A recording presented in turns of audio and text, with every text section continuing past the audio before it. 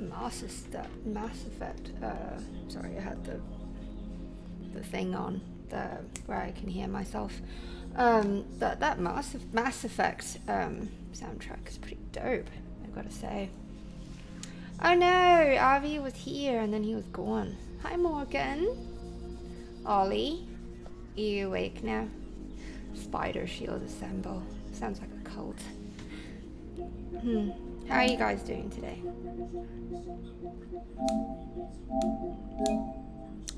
I have a song prepared because it is still Josh's birth week today. And, you know, hi, ETA. It was really good. No one beats you, right, Ollie, with your mom jokes. But yeah, I have a song prepared, but it's kind of like I don't want to do it until Josh is here, so I had thought to talk about something else. And sing something really quick. It was on my mind, and I thought this might be good to talk about. Yeah.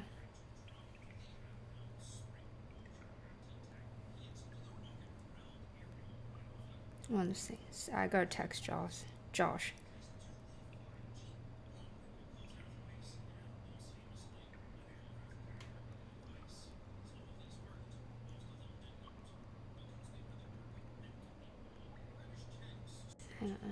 Let me see.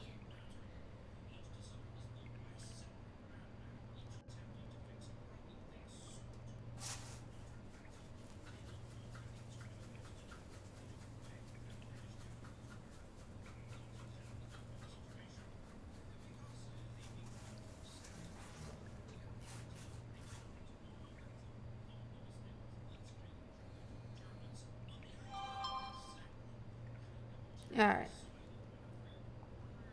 There we go. I also have a stream going on my phone. Just checking. I like to check the quality at all times. So let me grab the lyrics. I've sung this song before. That's the thing. No. Wrong link.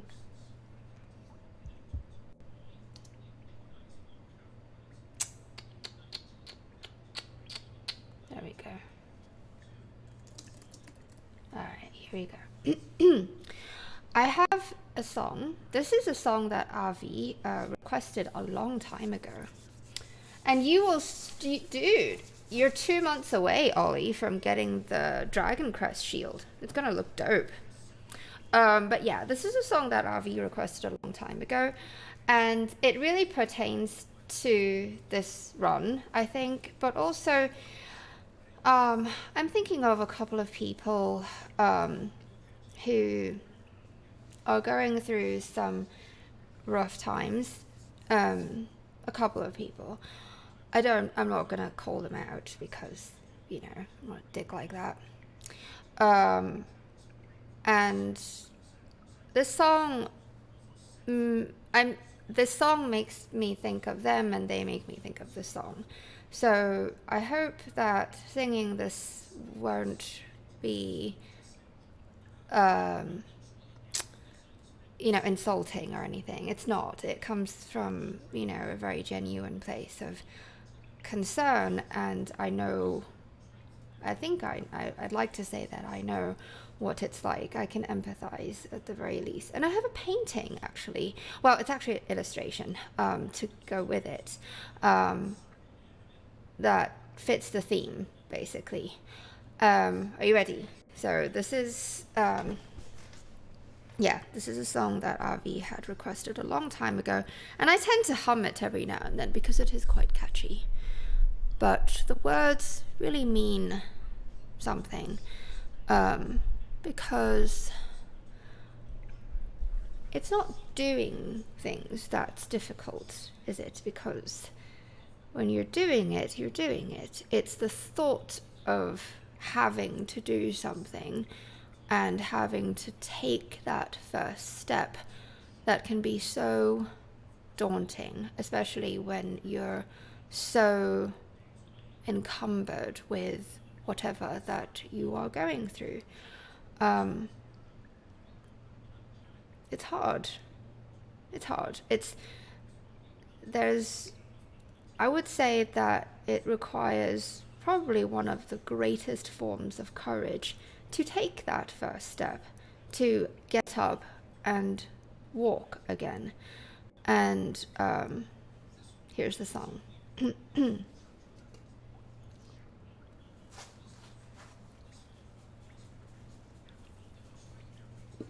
Hello, Destroma. Yeah, you know. It's not this song is not about anxiety, but I guess it can be incorporated into it, like, as an element of it, I suppose. Looming omnipresent,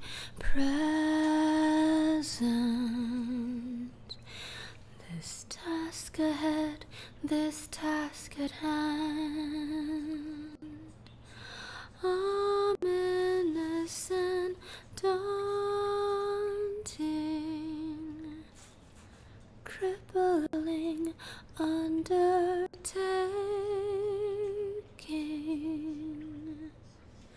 I'm frozen, where to begin eludes me, without you to remind me.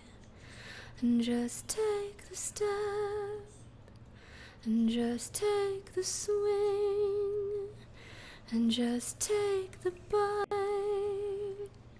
and just go all in.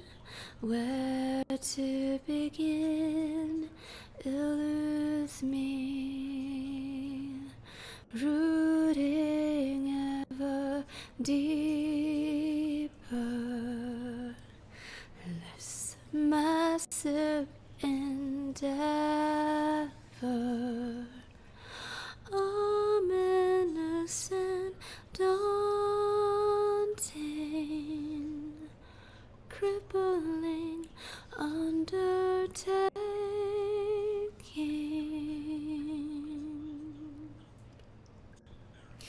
And just take the step,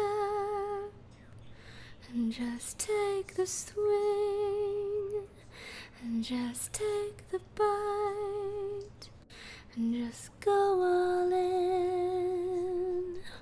Take the step, take the swing, take the bite, just take the bite. Take the step, take the swing, take the bite, just go all in. Where to begin eludes me, without you to remind me. Just begin. That is Eat the Elephant by A Perfect Circle. And I said I had a song, I mean, a image to go with it, an illustration that I did many years ago. I've actually showed this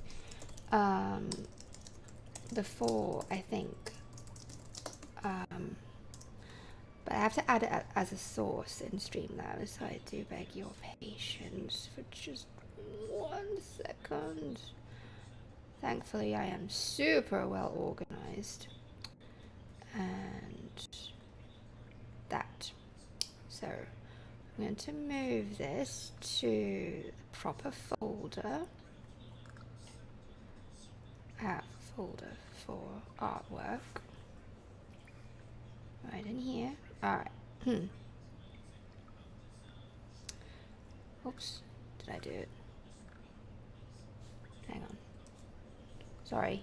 It went into another folder. Wasn't supposed to do that. All right. So this is it's a pencil and watercolor thing that I did. Oh God, I don't know, ages ago. I call this Of Angels in the Deep. And I am not a proponent of suicide at all. This is not what it's about. But it's a feeling that I was trying to portray of how terrifying it is to take that first step to when you make a decision. And it can be something as simple as, you know, in the throes of deep depression, and you just simply have to get the fuck up and do something. It's just the most mundane thing, like to go wash your hands or just something. It can be the most daunting task when you're so just when the weight of whatever you're going through is so heavy. So it doesn't matter what the task is, but when you this is how I feel about it anyway. Sometimes I get this feeling, but not all the time anymore, which is good. But it's when you take that first step, that making that decision, that moment, there is a moment where, to me, it feels like a mixture of two wonderful and terrifying things. It's like throwing myself off the edge of a cliff with a rope around my neck, as terrifying as that. But in that moment, there is a courage that bursts forth like an eagle out of her chest. So yeah, it's a very difficult image to portray. So yeah, I might come back to this, but I'm quite happy with it. Yeah. So yeah, I used to model for all of my my paintings and illustrations, by the way, and this was a very difficult pose, believe me. Mr. Typhoon, I have no idea, actually. I have no idea. No, it's just a wig. It's just a rockin' white and pink and purple wig. Yeah, I'll take the headphones off so you can see it better. See? Oops, it's a little tangled. There. I cut this. I like it a bit shorter. I don't like a whole pile of hair getting in my eyes. So yeah, this and I just thought of sharing something on stream, just to share a little bit of what's on my mind, and also hoping that if the people I am thinking of get to hear and see this, that they'll know that I'm thinking of them, and I hope everything, oops, sorry, wrong folder. You want to see him again? Something to cheer us up. I know, sorry. Anyway, let me take it out. Okay. Yeah, I hope the people who get to hear and see it feel alright about things. You're not, it's never like, oh, it's an obligation. You must feel better in this amount of time. I'm not a fan of that. People recover when they recover, and that's just how it is. But I just like to offer the little bit of encouragement that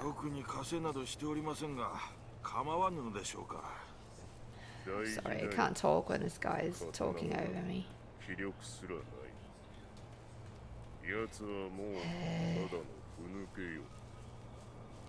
Yeah, yes, it is a somber tune because it's a somber topic. But I also think it's encouraging as well.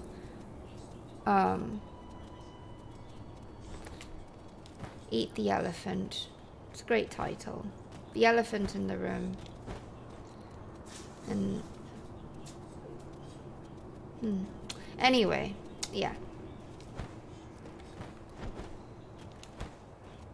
Yes, I absolutely love the writing. It's beautiful. And the music video is actually quite stunning. It's really something. What am I doing? Hi.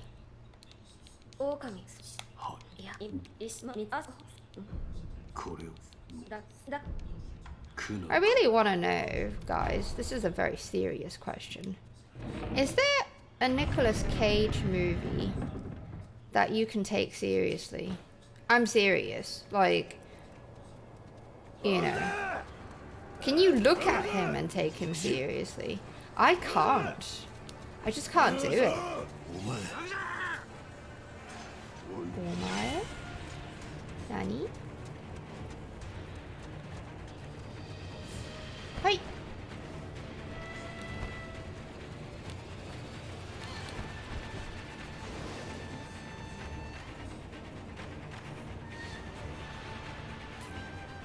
I can't see all of it. Hi, James. I can't look at him and just be like, it's his fucking face, and he's just such a bad actor, I think. In fact, I think that was the whole point of Face Off, is so you can see the disparity of just this great contrast between Travolta and Cage, just how much better of an actor Travolta is. Have you guys seen Saturday Night Fever? It's not just like disco and shit. It's it's a deep story. It's fucked up. And Travolta really brings it.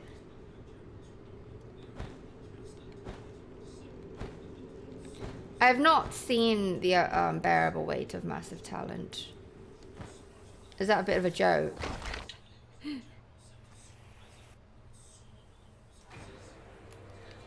I mean, the movies are fine, I suppose, but him...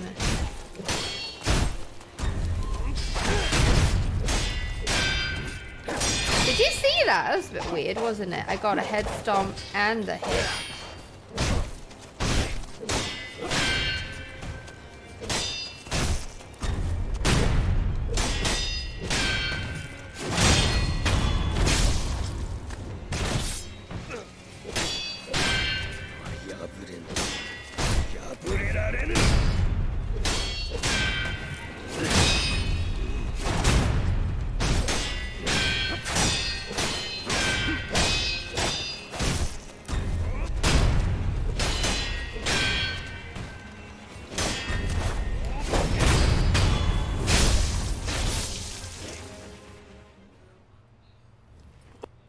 Hi, Harley.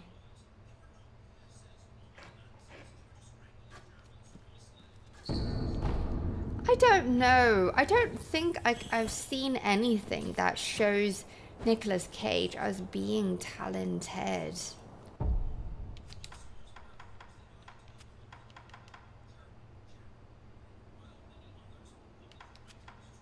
I don't know. What? Okay. I haven't seen that episode of Community. Is it one of the newer ones?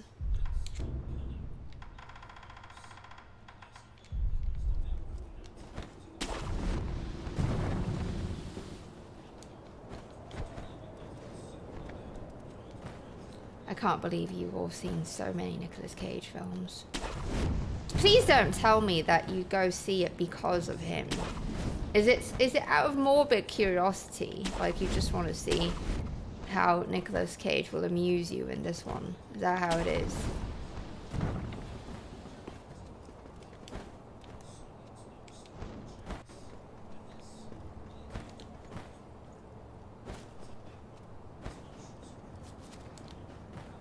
Yeah, I know. I've only seen like the first couple seasons. The first or second. Yeah, I didn't.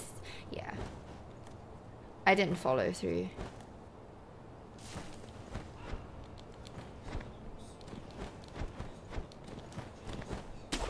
Red Rock West. What is it? Again, it's like, is he as A-list as he's intended to be? Like, do you go see a movie because he's in it out of morbid curiosity, or you're more into, you know, oh, it's this director that you like, he made this movie starring Nicolas Cage.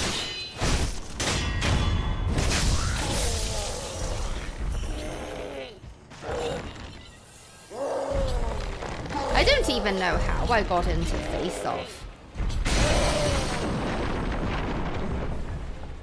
I mean, that was ages ago when I first saw it. I think it was just on the telly. It just happened to be on the telly, and it involved something quite fascinating and so sci-fi, right? As switching faces with someone.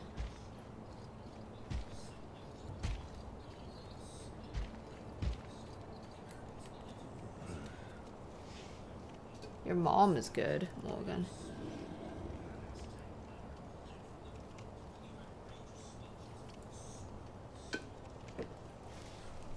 It's a crime drama, or what? Like, what would you compare it to?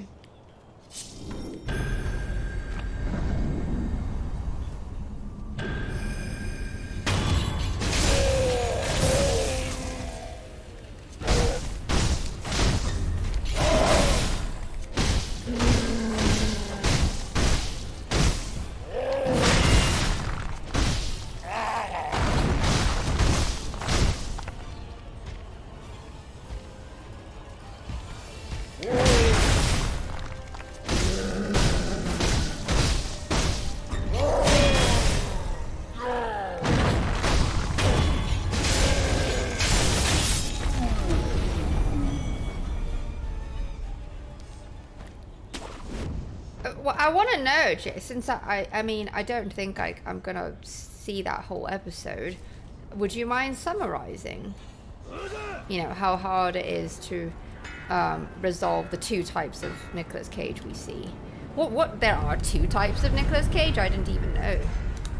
Is it like blockbuster Cage and better Cage?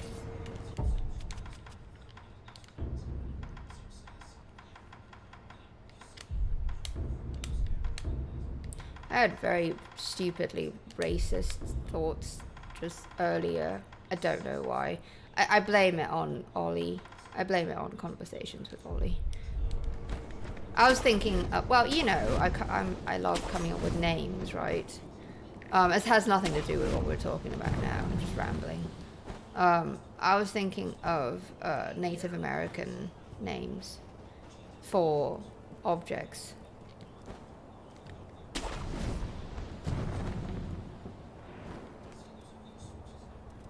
Well, Ollie, I mean, you got me. I don't remember what we were talking about, but you got me thinking about whether or not people name their sexual paraphernalia.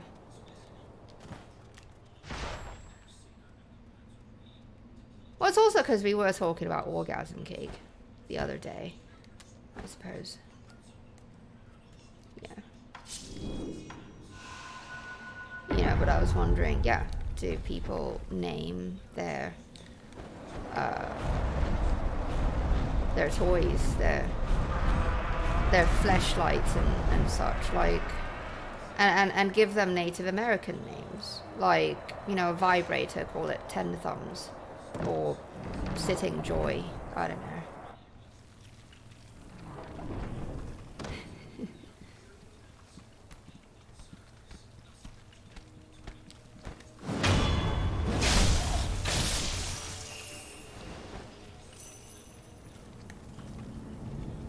It's also because we were contemplating if it exists, blowjob machine. Because we were talking about the porn that involves you know, actual machines, which is very disturbing to me. Like, I don't see how that can be, you know, arousing in any way. It's just bizarre. Like, it seems like it fulfills more of a sci-fi kink than anything. Morgan, what are you laughing at? Oh, the 10 thumbs and sitting joy.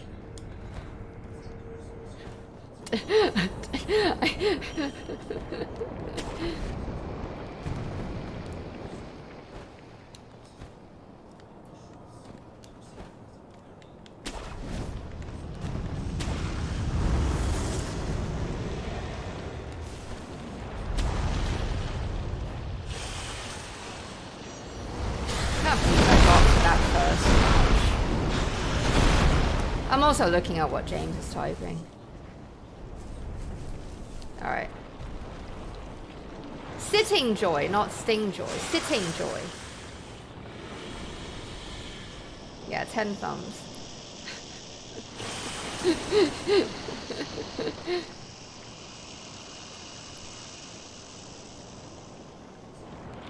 It's all Ollie's fault. He puts these ideas in my head.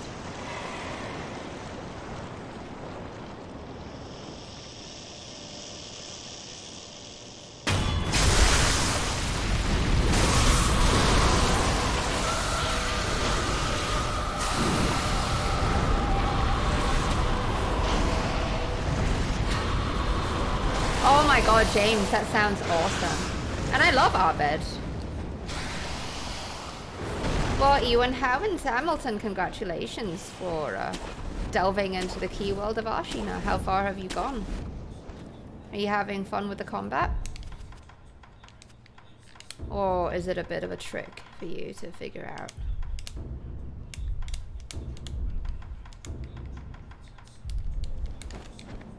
I'll get up there, man.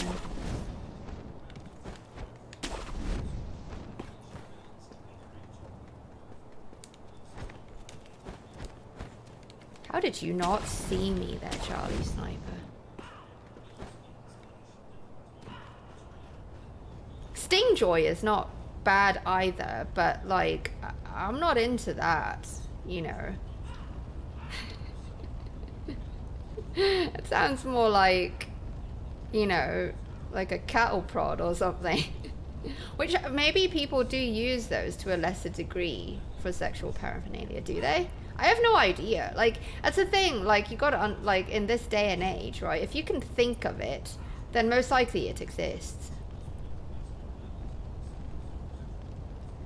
Oh, Ewan, I understand. Yeah, I came all the way from Demon Souls from 2009, so I feel your pain. Like, I've been playing FromSoft games, you know, modern FromSoft games ever since they were conceived, so I played a shit ton of it. So, yeah, it was very difficult for me to unlearn.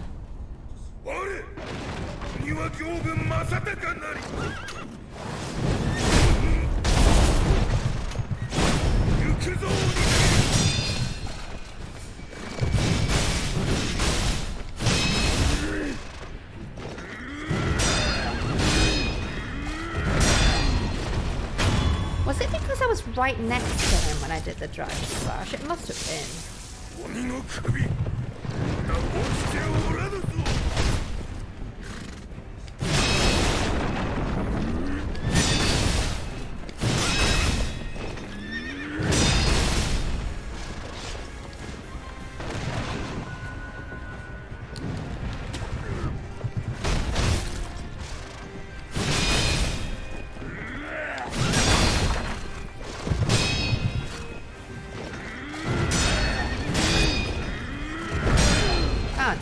Hang on. And I didn't know what was on here. What? What? Why? Oh, because of this. Oh. What? Where's the umbrella? Why did it not come out? It's fucking bullshit.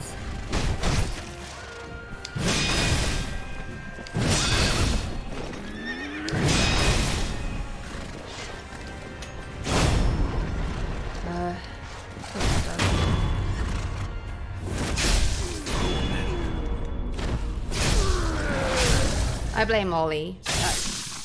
Fisting ferret.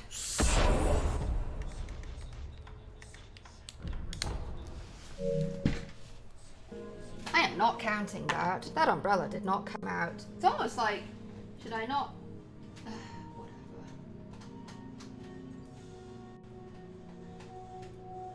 There's a reason why I am genuinely surprised. I say this over and over again. And I hate when I'm being condescended. Oh, you didn't do... Yes, I fucking did. I hit the button and nothing happened. And I reinstalled this too. Wait, did I? I don't remember. Did I? I think I did, but right before we left, didn't I? It's 1:15. I'm not counting that attempt. It's fucking stupid. Whenever I'm fucking raped like that, I'm not fucking counting it. It's ridiculous.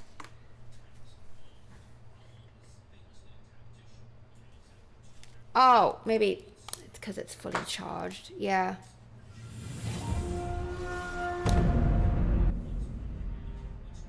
Well, Harley, you're on Xbox, aren't you?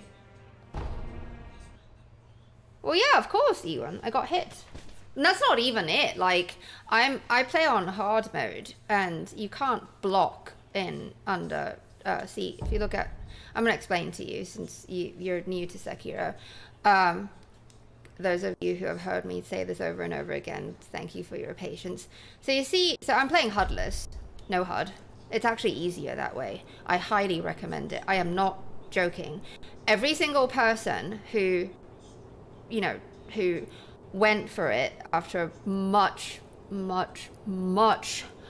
of my persuasion, if you understand blocking, deflecting, and you understand perilous attacks and all that, you don't need the HUD. In fact, the HUD is a massive distraction.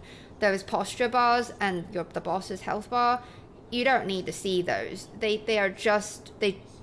just distract you. You know, how many times have you come close to beating a boss and you see their health bar, it's just like this big, and you know you're one hit away, and then you fuck up because your heart's pounding because you're distracted by them. Without the HUD, it is so much easier. But anyway, I'm not going into that spiel right now. See that little symbol underneath my health bar? That's a kanji that says difficult, literally. And what it is you have to beat the game in order to be able to unlock hard mode. And once you trigger hard mode at the start of your game cycle, whether it's New Game Plus or a brand new game, you can do either or, you have only one chance. If you decide, nah, I don't want to do hard mode anymore, you can turn it off, but you can never turn it back on again. So it's pretty rough. Like, if you can't just toggle it, basically. What is hard mode? Hard mode not only means bosses have double health, they deal double damage, but when you block instead of deflect, remember the difference between blocking and deflecting from the combat guide, if you block, you take physical damage. And sometimes when you block really heavy attacks, it can straight kill you from full health, because this is past New Game Plus 7 difficulty. This is New Game Plus 14 or whatever. So I'm at max difficulty. I'm at New Game Plus above New Game Plus 7, 99 attack power. This is the most difficult version of the game. And yeah, so yeah, let's just get to it. Hi. Thank you, Alpha. Give me a second. Let me do this first.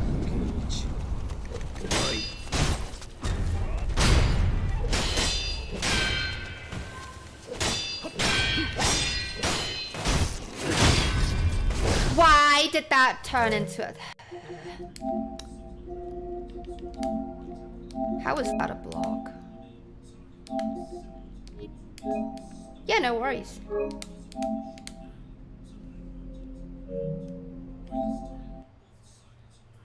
Well, Ewan, I mean, if you've played this game a lot and you've memorized all the boss's moves and the pattern and everything, it's actually quite addictive. It is really for a certain type. I'm not counting it. Remember, whenever it's Genny, it doesn't count. Whenever we start at Geni, it doesn't count. We have to get past Geni for it to start counting. Remember?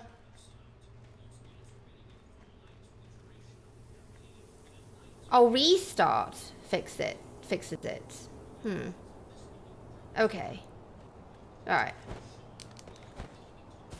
But yeah, it is for a certain type of player. Perfectionists.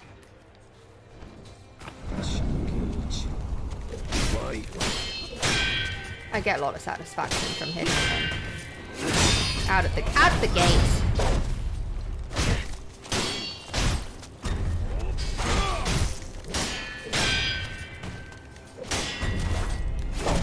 What? Oh, fuck off.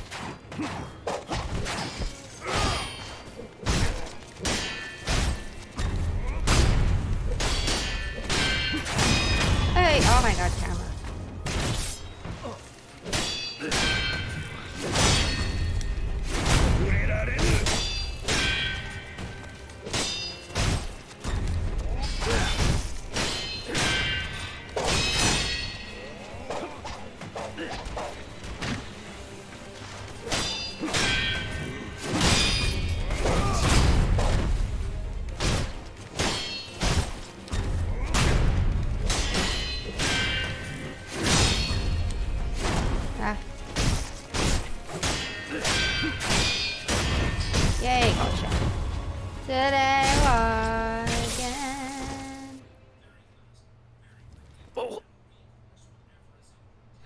Get one shot though in Sekiro. That is one wonderful thing about Sekiro compared to the other FromSoft games, is you may have just a sliver of health left when you fuck up, basically. But if you do the block tapping that I taught in the guide, at least you're blocking. At least you block a vitality hit. You know, block from getting pwned. Right, even if you don't time it correctly, at least, you know, at least it's a block. It doesn't have to be a perfect deflection. It doesn't help you, you know, beat your opponent, but at least you're surviving, right? But yeah, in Sekiro, that's something that they changed. No more one-shots, which is fantastic. Your enemy can deal their heaviest attack, provided you are not doing something crazy like a base vitality run. Obviously, then of course you will get one shot. But if you are playing to the level that you're at, with the amount of vitality and, you know, with the amount of beads and seeds that you are supposed to naturally have at this point, if you are, you know, thorough and grab all your, you know, your items and explore and open your little eyesies, then yes, you'll be fine. You will not be one shot. Trust me, I've played 1800 hours of this game. I'm not kidding. I know. You do not get one shot.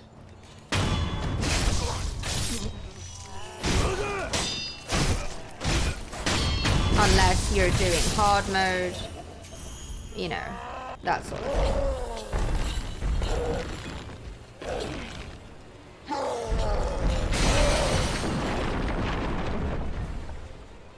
Sadists unite, Alpha.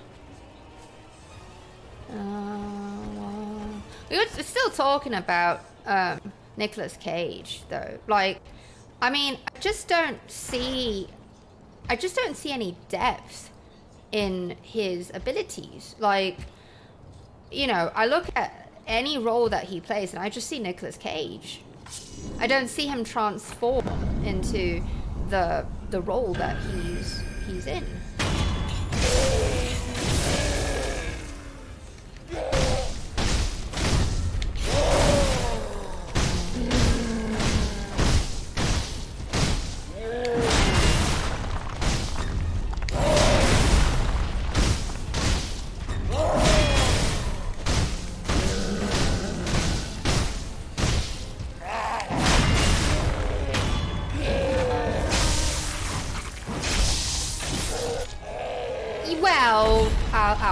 Alpha, like I said, because you are on base fatality, and you have Yasha and all that stuff. But if you are not insane, like no player on their first playthrough in their right mind would put Yashariku on.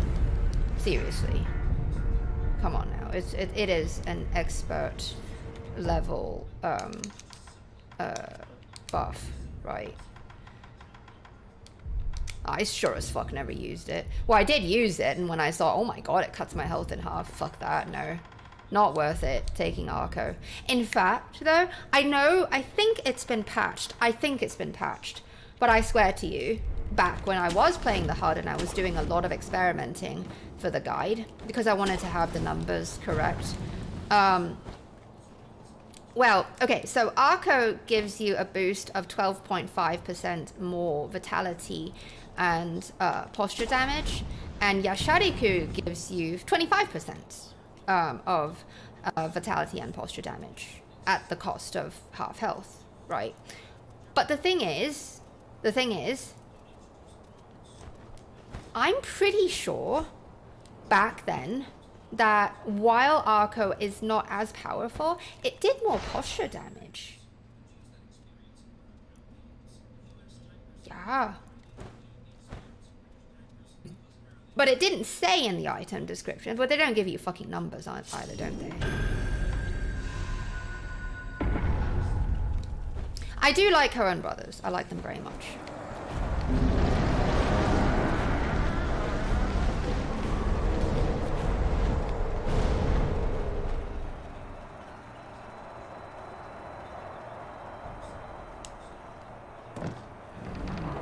So that is about as good as he can get. Adaptation. So adaptation and Red Rock West then. What are those about?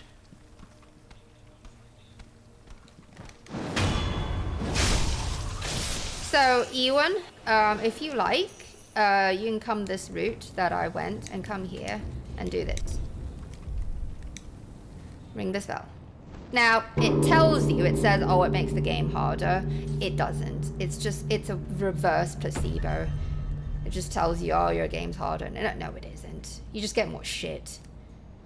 Like, it's just there to scare you. It's only harder when you combine the Charmless, which is hard mode, with the bell. What that does is it sort of scrambles the boss's or enemies' AI to make them more unpredictable and relentless. See, now I have two little symbols under my health bar. The hard mode, Charmless, without Kudo's charm, essentially. That's what it stands for. And the little demon guy that looks like the "it's a trap" dude from Star Wars.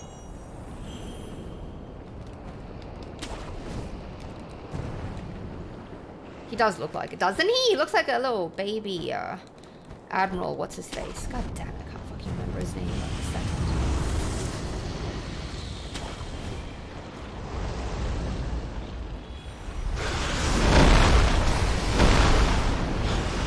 Where are you, Ewan? I'm sure you responded, but I don't remember. Who's the last boss you pwned?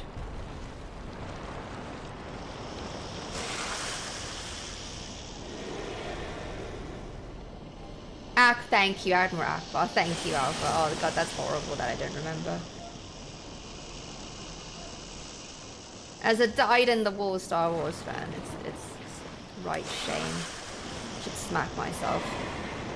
With 10 thumbs. Your mom's a Mon Calamari.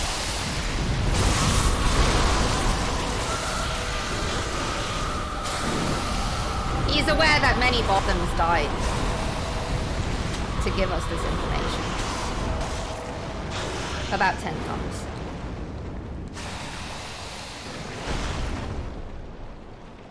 Hey.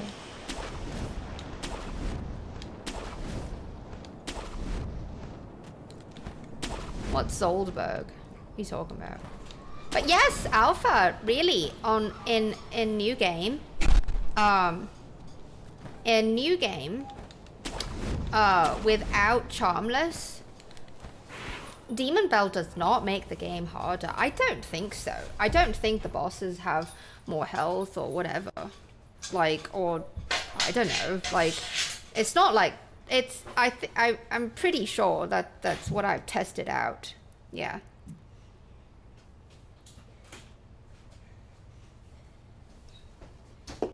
You just get more shit. You get better item drops, and you get more souls. It's great. No, I don't want this one. I want this one. Alright, Gyobu, stop being a problem for me. Oh.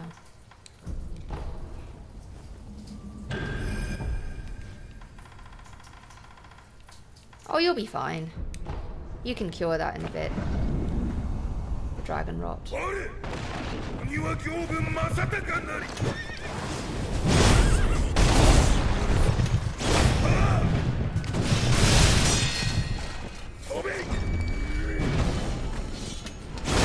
Am I on heal? Did I? Yeah.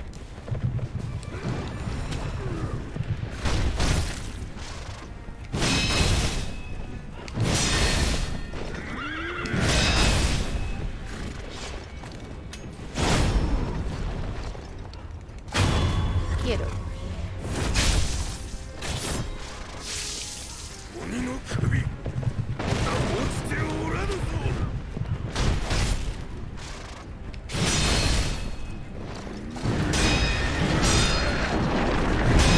Fire!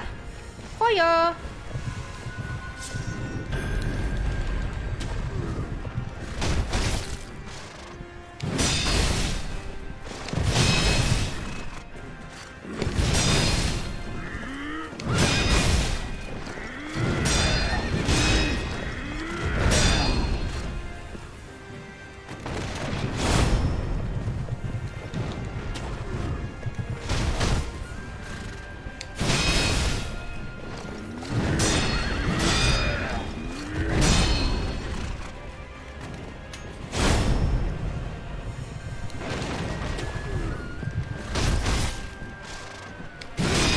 Got you. Oh my god, look how we're so bloodborne. I honestly think, Alpha, that it's really, like I said, it's a reverse placebo. It's not that much harder. If it is, it's just a tiny bit. Like, it just... I remember, like, being scared because, you know, I had the HUD on and I could see that little symbol and, you know, it says you're facing key challenges, meow. You know, yeah. But after a bit, you know, and being more experienced and coming back, no. A nocebo. Alright, bye, Ewan. Have a good one.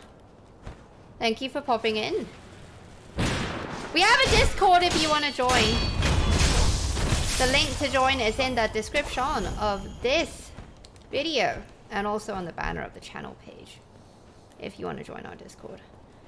You can show your videos. Yeah, or if you want to talk Sekiro. Pretty much everyone on my Discord has played Sekiro. Is playing Sekiro still. So, you have questions, you need to talk Sekiro shop. Plenty of people there. Be happy to help you.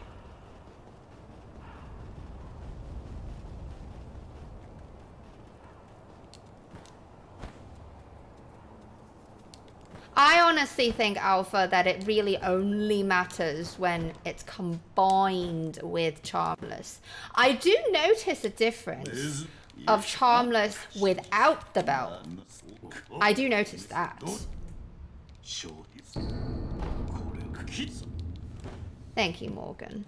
It's just Gyobu. Right. Hi, Izzy.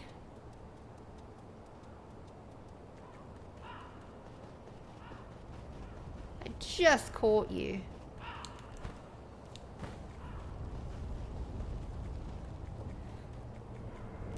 Aw, thank you, RV. I sang a song. earlier. I have another song prepared for Josh, but since Josh isn't here for birth week, his final birth, well, actually it's his second to final birth week song. Since he's not here, there's no point singing it, right? But I did sing a song that you requested ages ago, and I had a little talk about it. It's Eat the Elephant, because it does pertain to the run. It does. But I was also dedicating it to a couple of people who I know are going through some pretty rough times in terms of recovering from trauma and finding it difficult to get on with their lives sometimes. Not all the time, but it's still shitty enough, right? Oh, do you want me to fill you in on what else I was talking about? Hang on.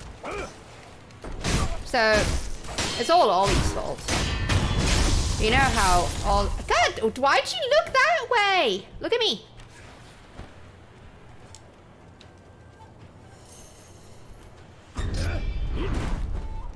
So, remember we were talking about the Matrix orgasm cake and what have you, right?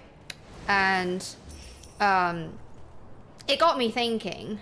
I don't remember what we were talking about, but it got me thinking, I wonder if people name their sexual paraphernalia, right? And then I thought, because, you know, I'm just that way. I like naming things, okay? And I'm good at it. So I was thinking, you know, do they, that's so racist, but I was wondering, do they give them, like, maybe Native American names? Like a vibrator, you can call it 10 thumbs or sitting joy. Or something, I don't know. Anyway, let's fight him.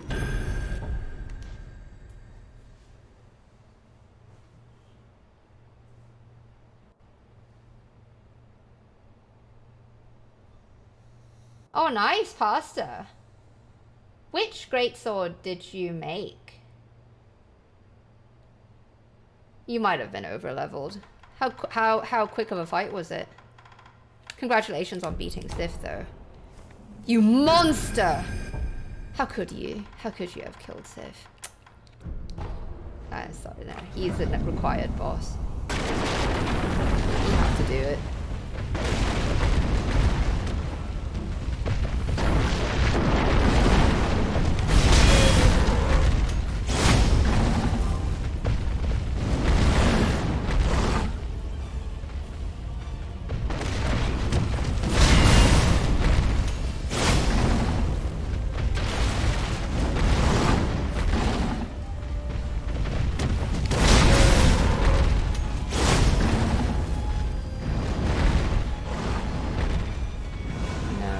On Yasha, I still have it. Oh, god damn it.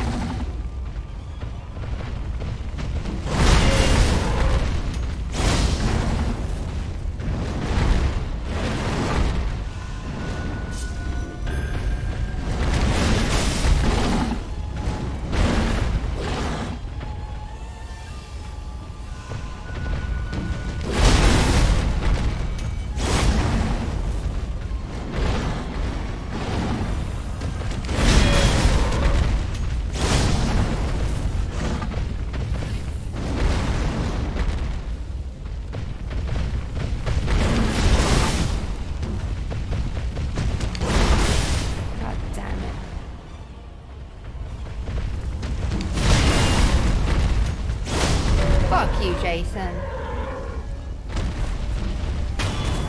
Psych! No, a vibrator called 10 thumbs. Or Chihuahua. Yeah, Chihuahua's not a bad one. Not a bad idea. Ah, you used that. You made it into that sword. Gotcha.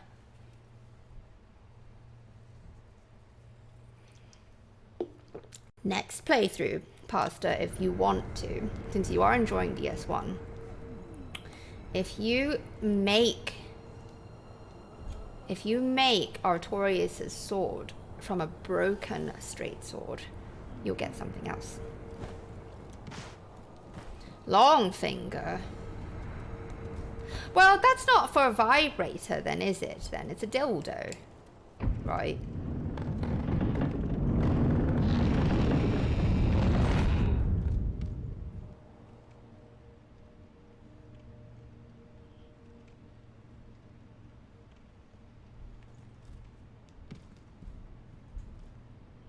Really, Alpha? I did not. I'm just now reading about what you're saying about Demon Bell and Charmless. I don't know. Like, the thing is I started playing Sekiro so early, and the game is different. It is a little bit different. Lock-on is different. Camera is different.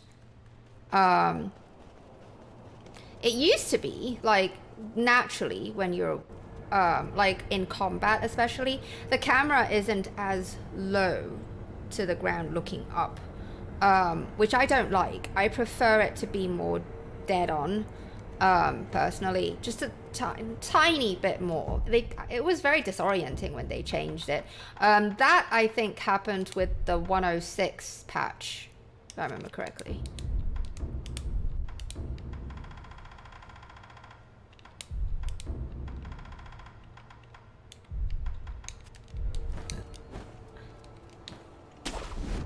Yes, you do, Avi. I mean, Pasta, sorry. Yes. Sorry.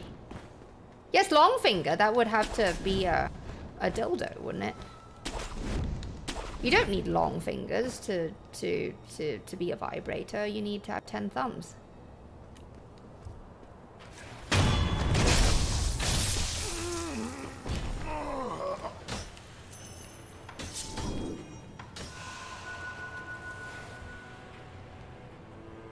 Oh, Frank didn't come over. I mean, Phil.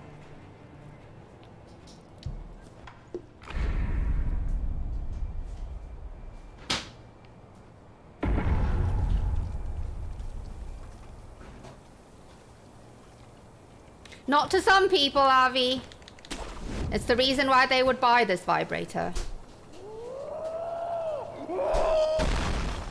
You know that it sells for some people.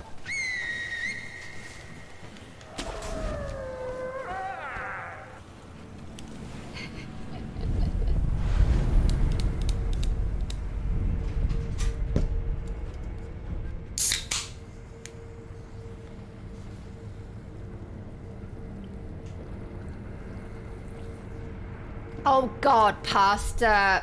I did not mean to hail hand school at all. God damn it, I walked right into it. Oh my God, Avi, you too? Oh!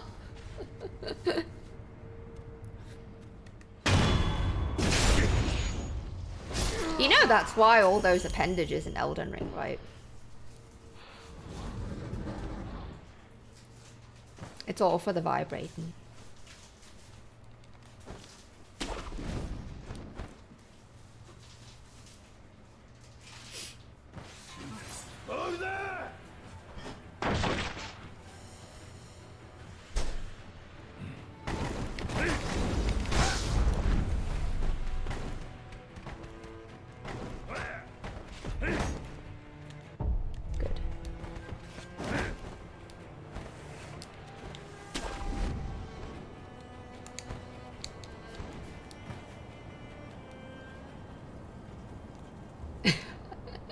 I'll leave you guys to that. Just decide on that.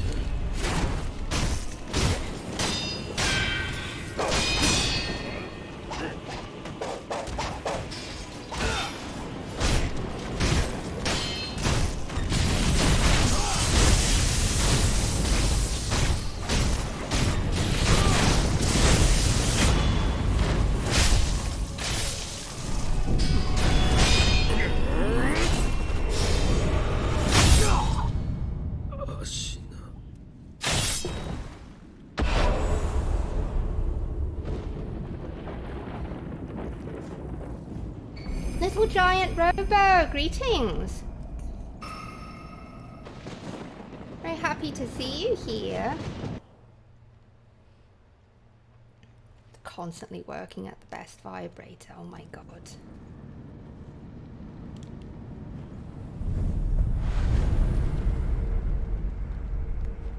I don't know, James. Did I say it wrong the whole time? I have no idea. I was not corrected, so I don't know. I still love that joke in Charlie and the Great Glass Elevator. It's fucking hilarious. Did I get the idol upstairs? I didn't. Oh, I did get it.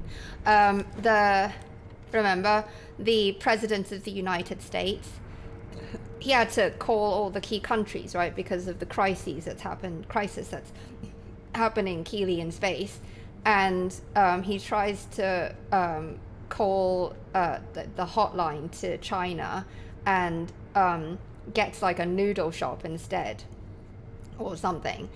And one of his advisors, they said, oh, that's just how it is in China. Every time you wing, you get the wrong number. I just love it. It's so fucking racist and terrible, but it's hilarious.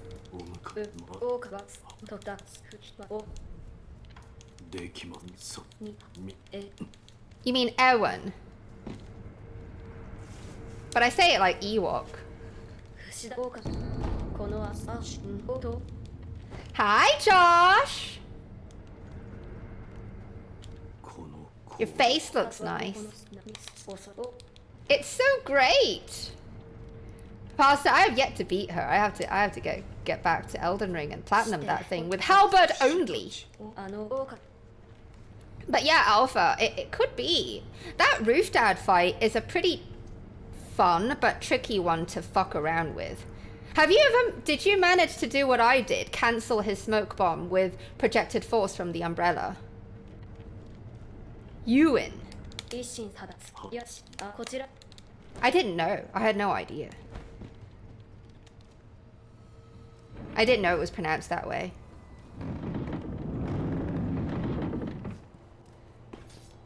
You mean Ludwig in German? One of these days someone's gonna request a German song and I'm gonna need Ollie's help.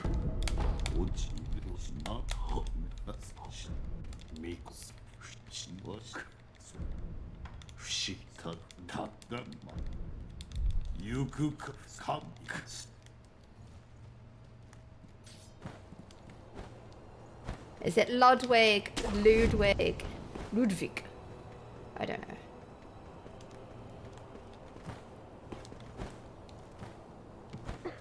There's a lot of L people in Bloodborne in it. No, Loretta's DS3, goddammit.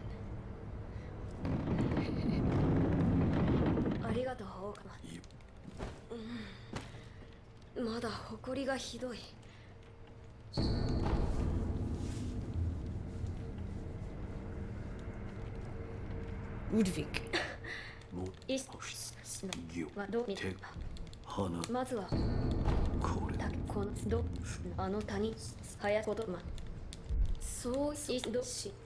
Do you want to hear your song, Josh, before we get going?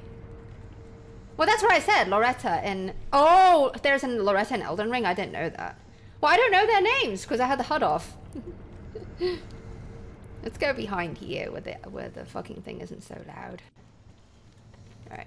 In the light of an item that I don't remember what it was. I think it was money. No, it's not. Something. Alright. Well, you didn't manage to get someone to come, have you? Have you? Oh my god! Ethan! Hi! Hello! I'm so happy to see you. Gouge away. What legendary? What gouge away is a? What's that? I don't know. I'm not very musically knowledgeable.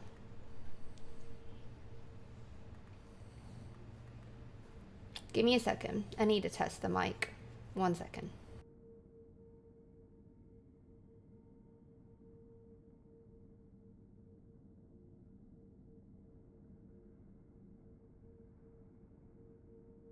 Okay, I switched to the singing mic.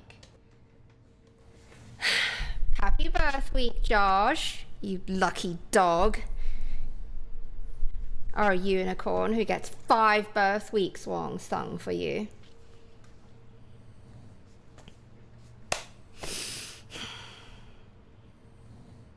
Are you ready? Are you ready? Are you ready? I need to use the loo, but I'll sing first.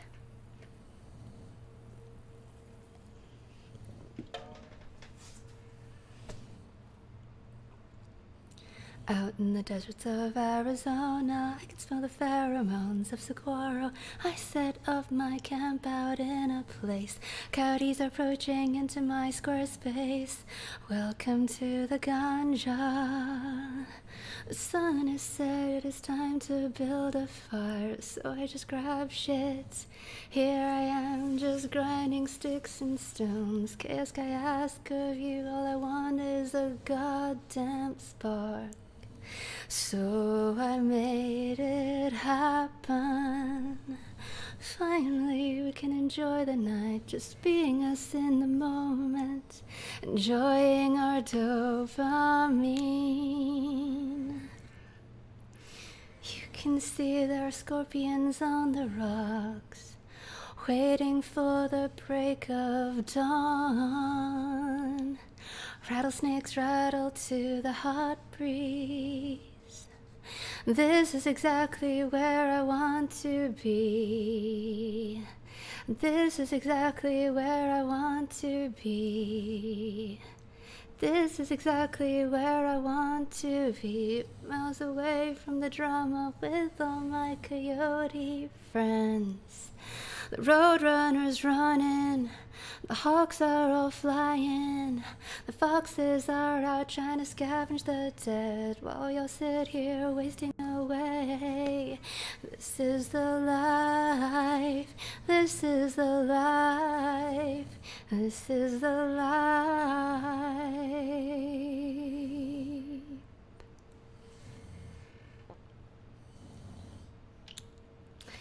This is a song that is written by MixedTapeNinja or Ethan or his musician named Canis Fatalis. The song is called Coyote Trip. It's awesome. It's awesome. It's really, really excellent choice, Josh, out of the really awesome album that I bought. I bought that album. Do you remember? Me and Ollie did. And some other things too, I think. I don't remember.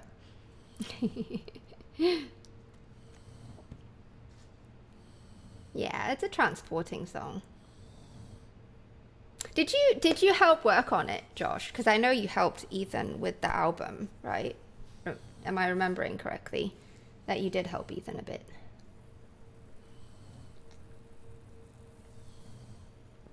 It's not song anymore. Oh, it's not your song anymore. How's it come? Thank you, Morgan. All right, switching mics.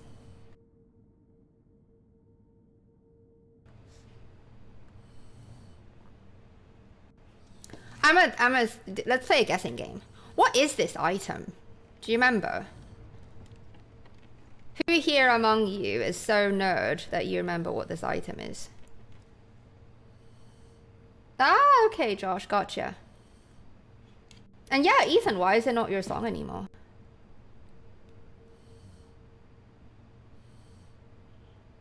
It's a scrap iron? Oh, it is. That's right, RV. Good job. Why is it that sometimes when you come down here, this place is all fucked up? Did I get the key? I did. All right, let's go.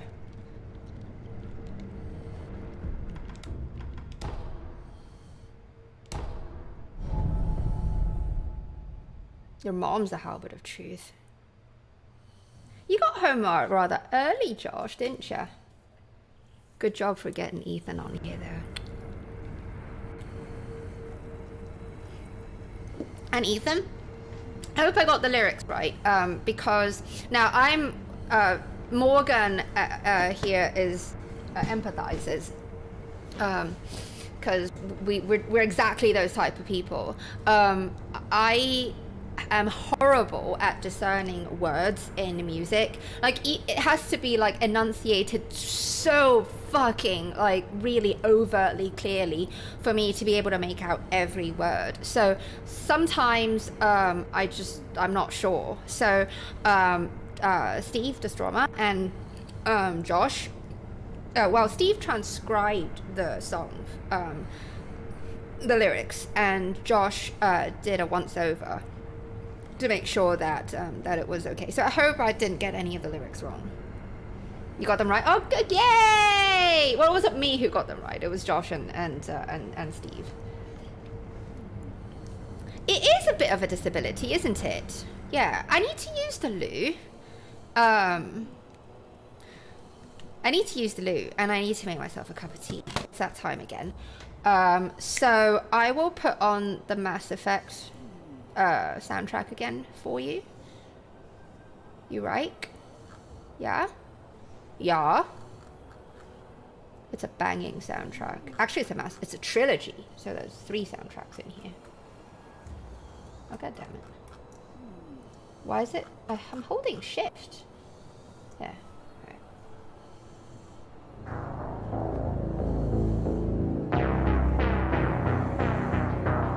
I'm gonna move him here so you don't hear her rubbing her hands all the goddamn time.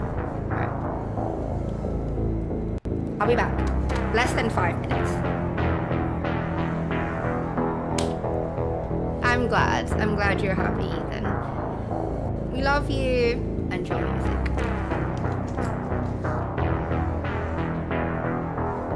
5 minutes. Don't go anywhere. Just need to make a cup of tea and use the loo.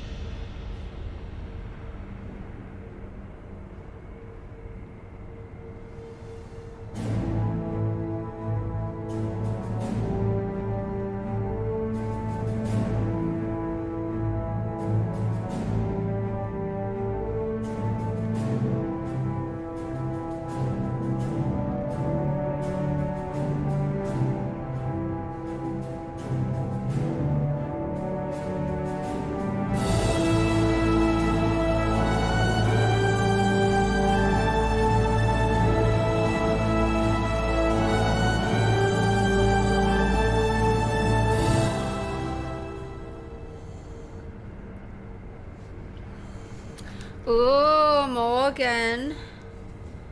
Morgan. I was actually really proud of beating that boss because Starla and her, the handicaps essentially, right? The halberd of truth and Hudless and all that. It was a fucking difficult one. Bye, Ethan.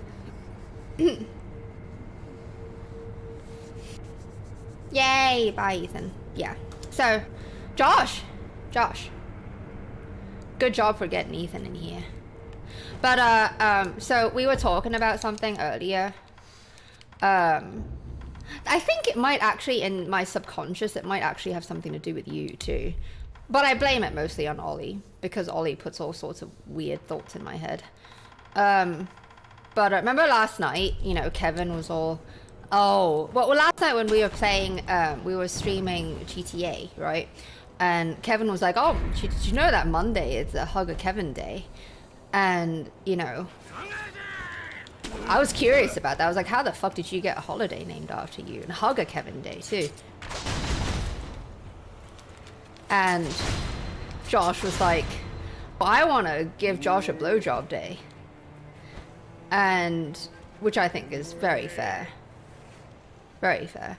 But, yeah, I don't remember. I think, like I said, I think it's because Ollie and I, we were talking about, you know, does a blowjob machine exist? And is there a band name, Blowjob Machine? Because it's actually a really good band name when you think about it, or a song name.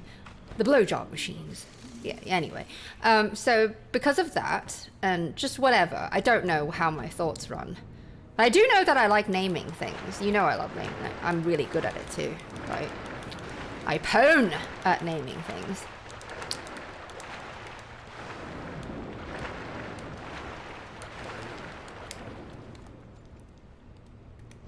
And I wondered if, guys, I do appreciate your patience because you did hear me talk about this 3 times now. But Josh has to be filled in on this, right? This is heavy and useful information that he must know. So I was wondering if people, a hug job. There is a National Blowjob Day? There is? When is it? Oh, okay, Avi, have a good one. Enjoy your dinner.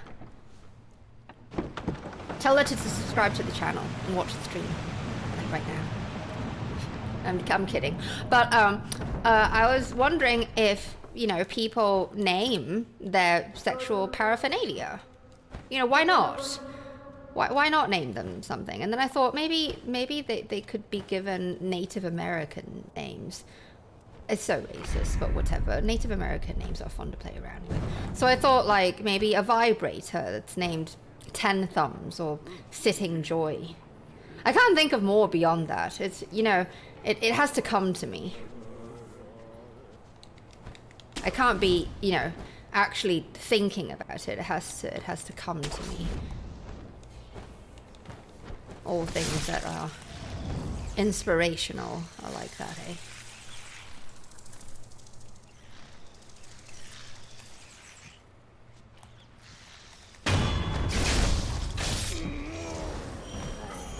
Every day is National Blowjob Day.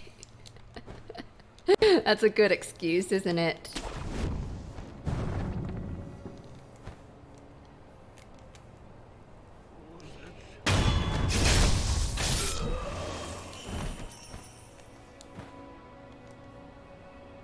Or like, so I had heard that, give me a second, I need to stay focused here.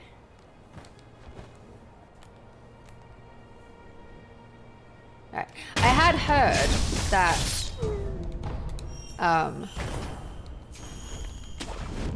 that blowjobs cure headaches. Okay, I heard it was very effective. And I just thought, like, wouldn't the guy just, you know, guys, just take advantage of that and just be like, oh, I have a headache. I don't know. It's National Blowjob Day. God, so immature.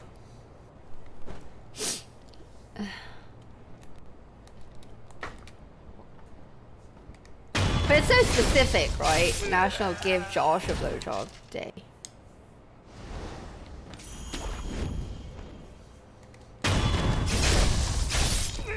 Not looking at me, is he? Yep.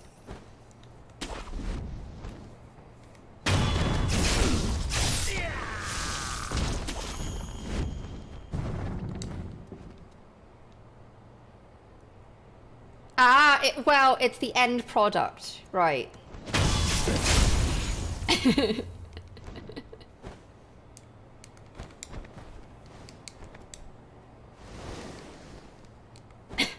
Having such a conversation.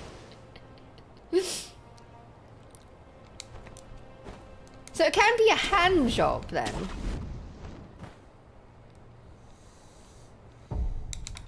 As long as it gets the job done.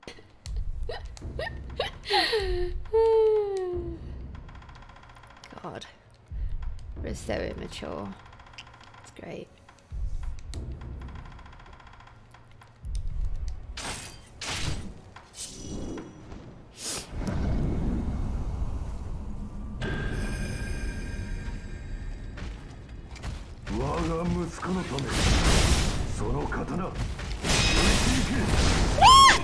What? Again?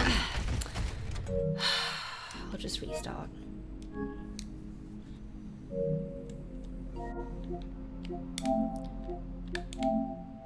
There.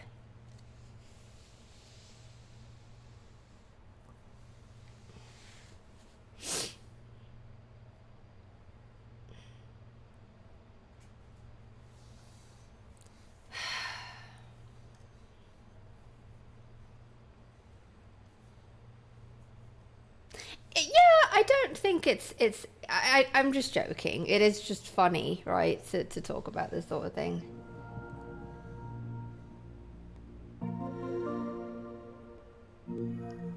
True, but I don't think it's enough. Sometimes, doesn't it make it worse though, from what I heard? Like, if hang on. Doesn't just you doing it yourself, doesn't it make it worse, the headache?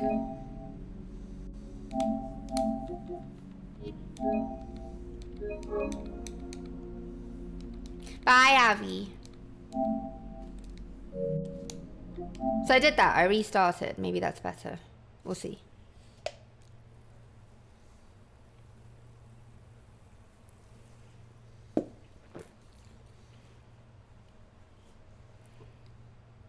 I swear maybe it's just fucking better to deflect everything with the fucking umbrella.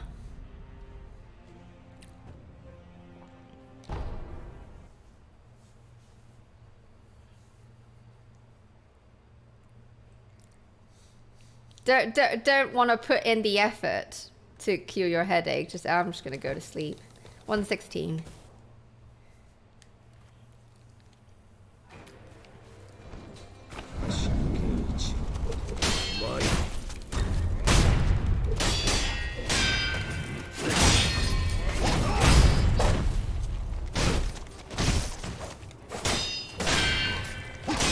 That is bullshit though. Like, do you know what I'm saying?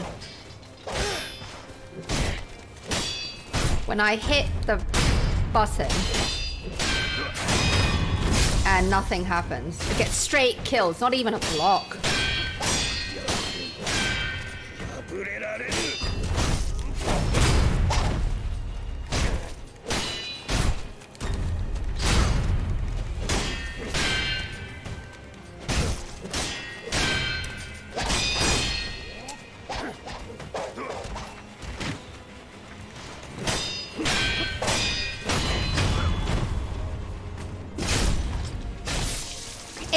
Umbrella. The umbrella got the flat bump just fine, but it's the follow-up that I tried to deflect with the sword. I hit the L1, nothing happened.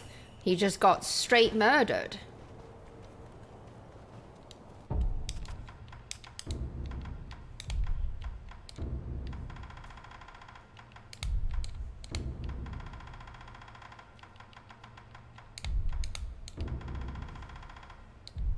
Oops.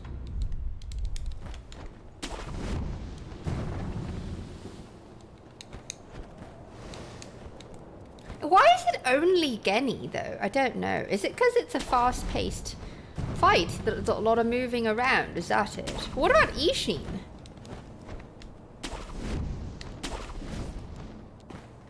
What about Geni in third phase? Like, Geni before Ishin. Field Geni, last Geni.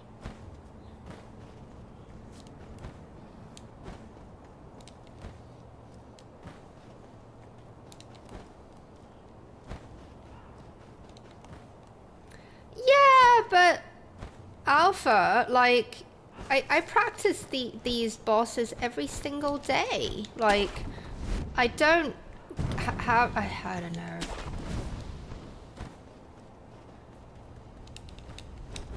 I'm saying that, like I said, I get really upset when I'm distrusted or condescended. I did hit it at the time where I'm supposed to hit it because I know when to do it. And when I do it and nothing happens, it happens with both blocks sometimes and the umbrella a lot of the times. And rarely, but it does happen with the Mist Raven when I hit a button and nothing happens. And I have to basically spam. Like when it comes to prosthetic or grappling, I have to really smack it sometimes. Sometimes. I don't like to do it because, I mean, I like it to be accurate, but, you know, it's a matter of winning and losing.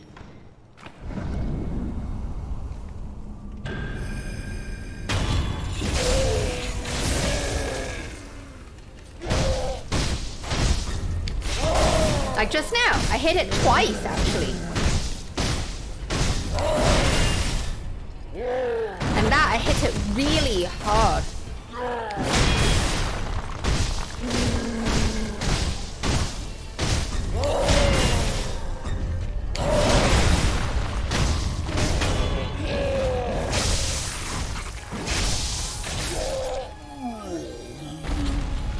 Well, the PS5 is different though. It works differently. It is a console. It is a computer, essentially.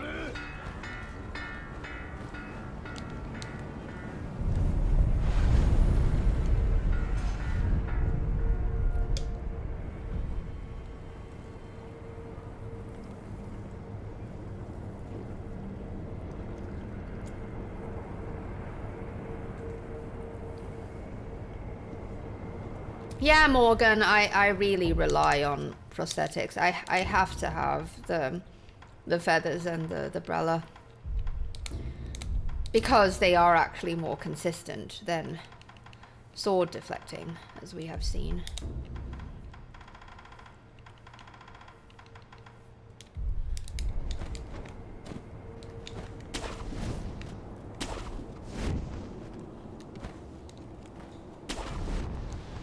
It's the controller. It's not the PS5. It's the DS5, actually. And I'm not the only person to have experienced that. But at the same time, you know, if I can do it, which I can no-hit every boss with this controller. So it's like, you know, I should be able to chain it all together, shouldn't I? Like, it's a bit of a matter of... It is a bit of a matter of luck. Is it that day where everything is going swimmingly?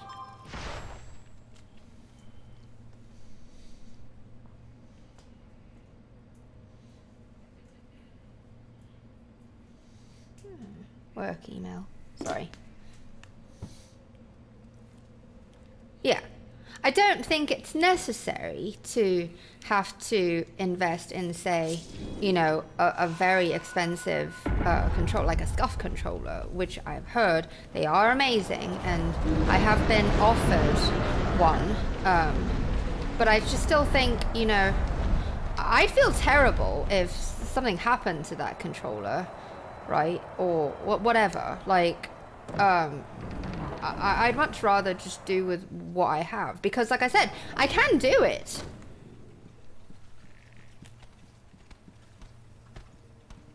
I wouldn't have gone for this run if I hadn't actually succeeded in, well, see, I didn't do it as a run. I just loaded up one boss after another, right?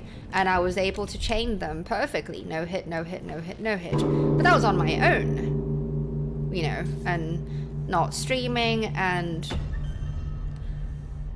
I don't know if it has something to do with the Elgato now that I think about it. It shouldn't. It's live. Like, it's lively transmitting. So anyway, let's not worry about it and just take it as a, you know, it's just something we just got to deal with.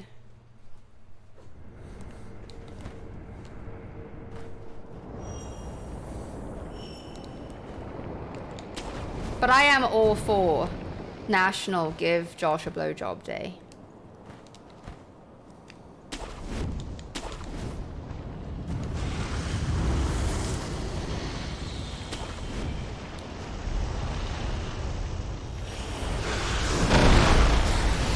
Yes, Alpha, yes. It's like how sometimes randomly, the game locks off. The camera locks off, right? You've had it happen. Well, I've done it just on my own, like just practicing, right? One after another, just loading them up one after another. And I was able to do it. Now on stream I haven't practicing. But that's different. Like I said, it was just, I was only able to do it once. So maybe, I don't know, maybe I should do that more. Like, I don't, how should I say? Like when I practice, I just, for the bosses, I just go for the no hit and just move on. Because I really don't have that much time. So like once I get like, and usually it's like first or second try, I might fail once or twice, you know, but once I get the no hit, I just move on. But maybe I should practice that more, like get them all in a row.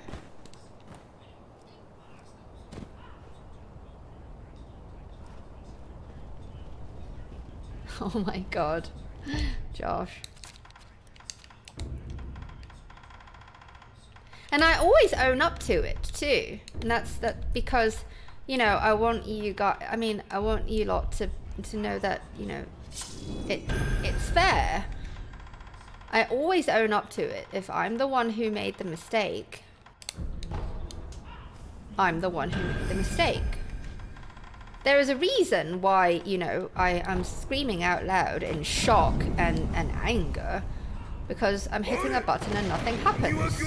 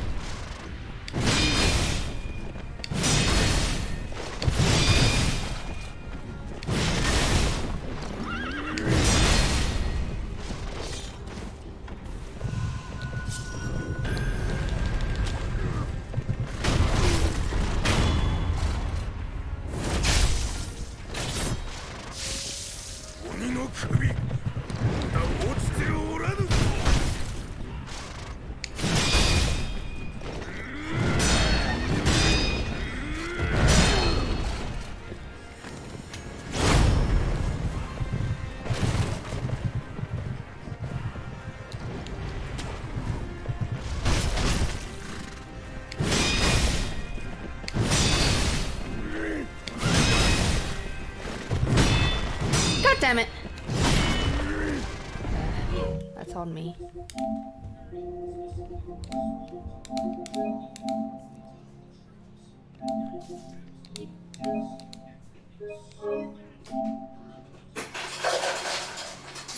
sometimes it randomly does it for me in certain fights, like not all the time.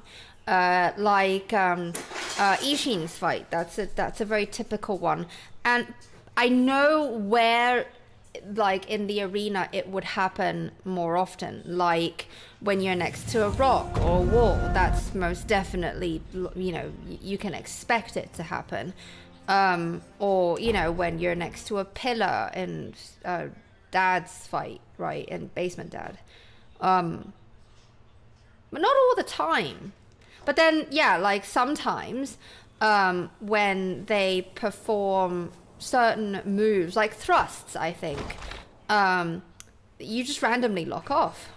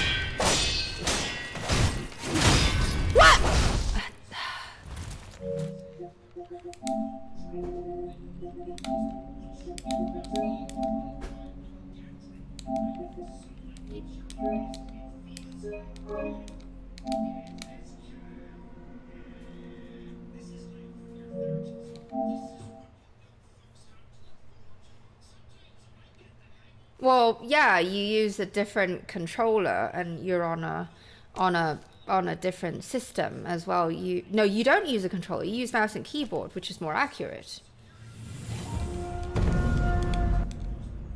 No, it's just in terms of, it's just, I don't know. Well, that was me just now, and we don't count it and we don't get past Kenny.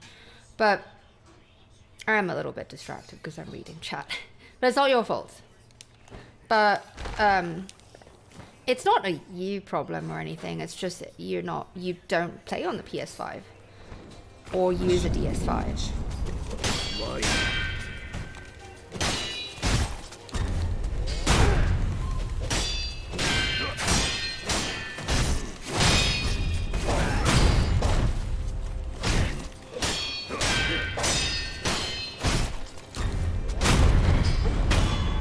Maybe it's time to plug the controller in. Something feels weird.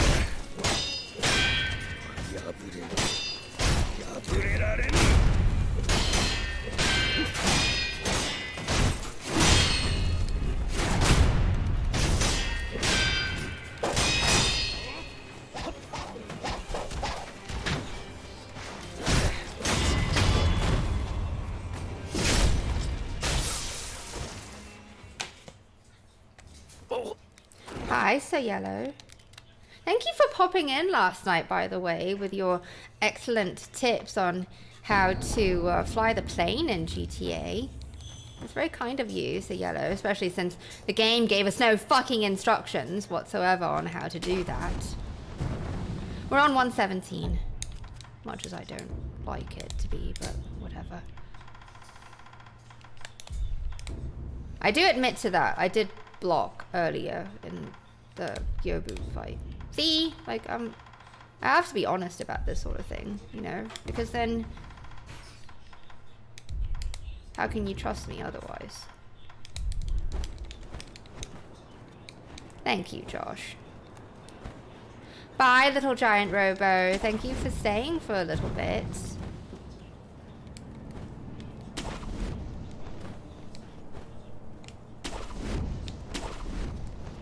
It is, I'm not going to say it's comforting.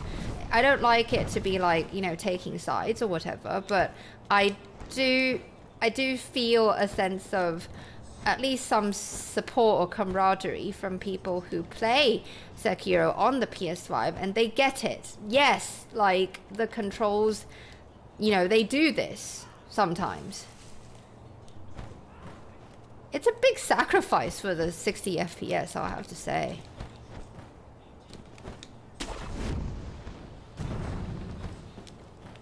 That's the thing though, Alpha. is that it has happened. In fact, it happened in my first run. I'll have to show you the last death that I experienced before I won the run, the Deathless No Heal run. Give me a second. So the last death, the last failure that I experienced came from forest duty. Okay. And that was, I was already 4 hours into the run, into the day. And I was so pissed off. And that's a 6-hour ordeal doing that, all 40 bosses and what have you, right? So it's a marathon, very different from this one. This one is all focus and perfection. That one, to a degree, but it's definitely, you know, endurance. But anyway, the last death came from forest duty. I'll tell you about it in just a second. I think I told you. See, just now I hit it twice, the umbrella.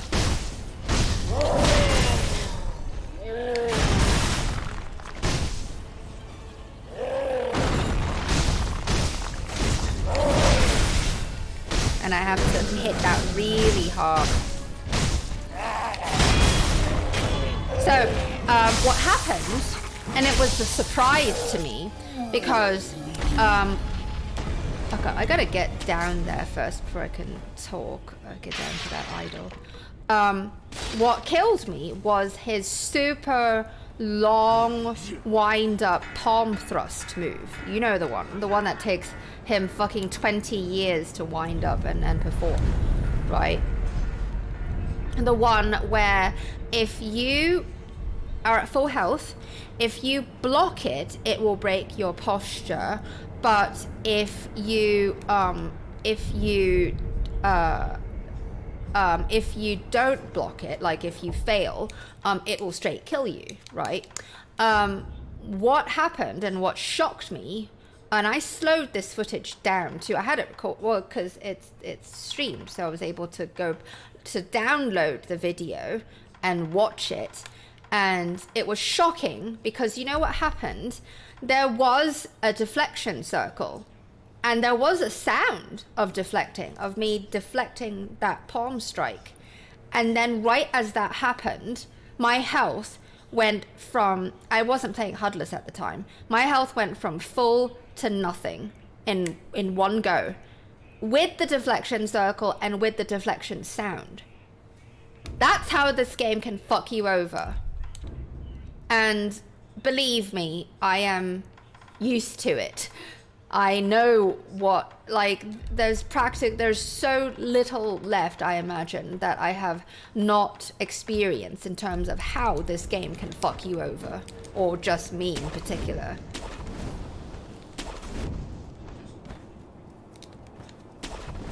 Well, thank you, Morgan.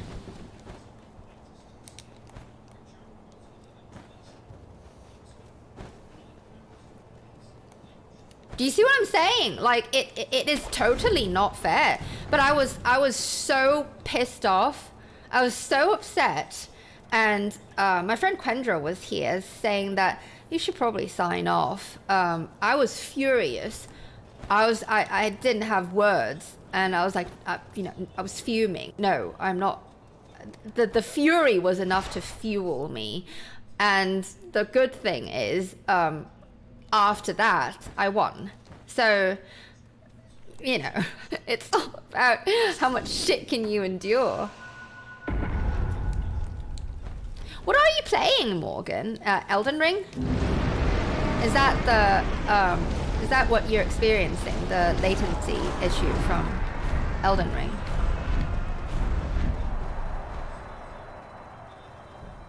How are you doing with the Elden Beast? You doing okay?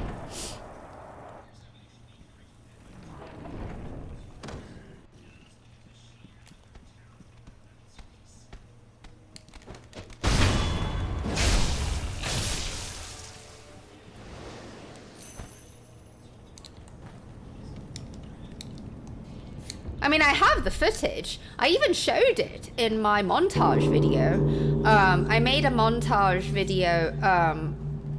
Well, rather, it's a run celebration video after I won the run. That I made a death montage and I made a win montage. And yeah, I specifically slowed it down so you can see what the fuck happened.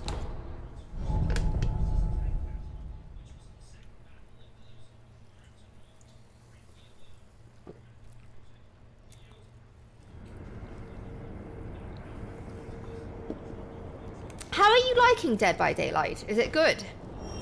I have it. I have Dead by Daylight. I bought it specifically to co-op. Gotta have a montage. Gotta have a montage. Hey! Almost fell off.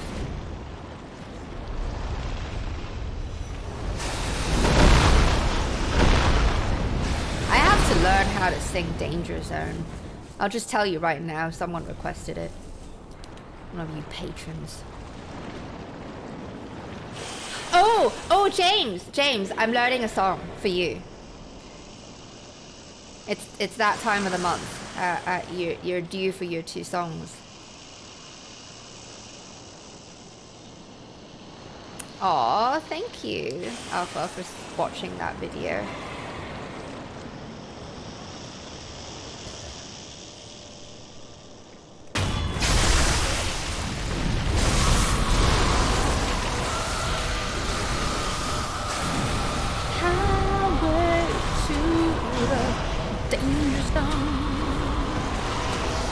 Take you right into the danger zone. I'm actually learning a pretty difficult song, James. Difficult emotionally. Some words that I find very difficult to say. So I have to get over that.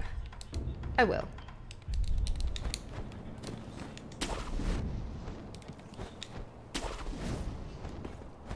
I can go for another 2 hours, guys. So only 2 hours. I have to get off at 18:30. I must. No exceptions. I have work to do.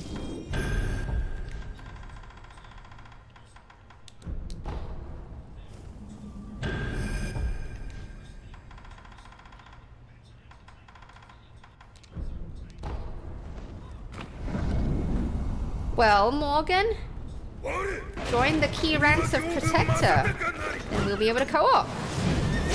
And Bloodborne, too.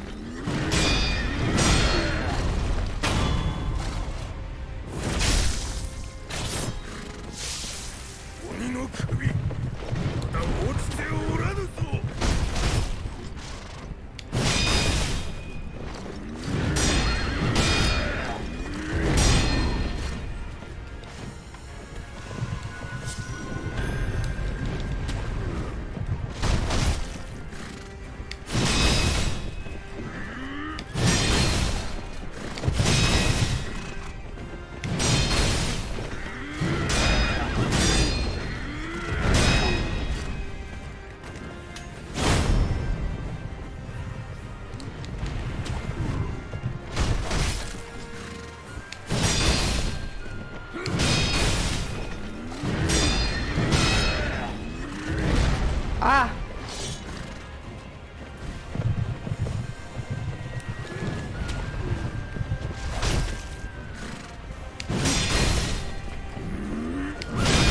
Gosh. God, I was worried that he'd push me into the fire.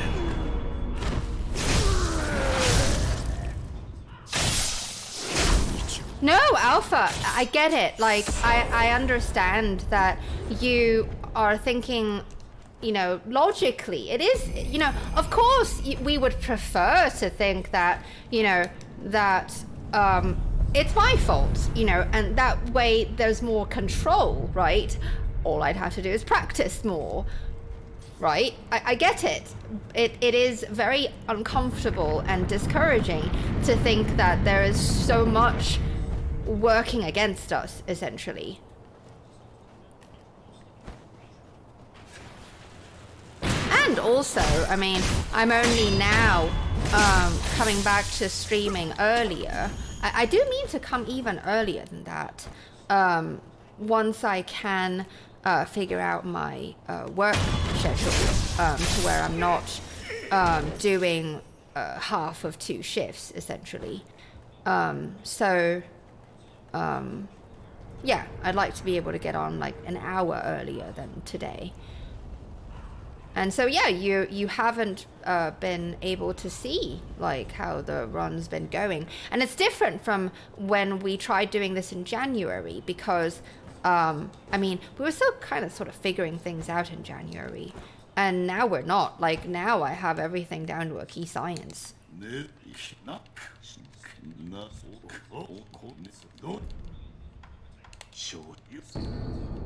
Thank you, Morgan. It's a shit fight because of the undulating ground. It does affect things. It does affect how you see things. And, yeah, that's one of the biggest difficulties. Well, see, in this fight, you have to, it's because you're fighting with someone with a spear. You have to position yourself to where you can receive the spear. If you're too close, then camera gets wonky on you and you don't receive the deflection. It's horrible. You have to stand at you got to keep your position, you know, to be able to receive his attacks. It goes the same way with every spear wielding enemy except for Ishin. Ishin is the only exception where, just like any boss, you can just keep pushing into them.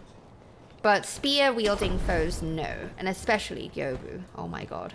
So yeah, the camera can do some pretty crazy things with the undulating terrain.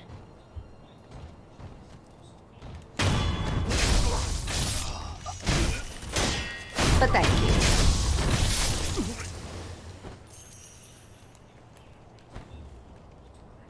Well, it's their first venture into you fighting someone on a horse. We've had chariots before, but that's different. In DS2.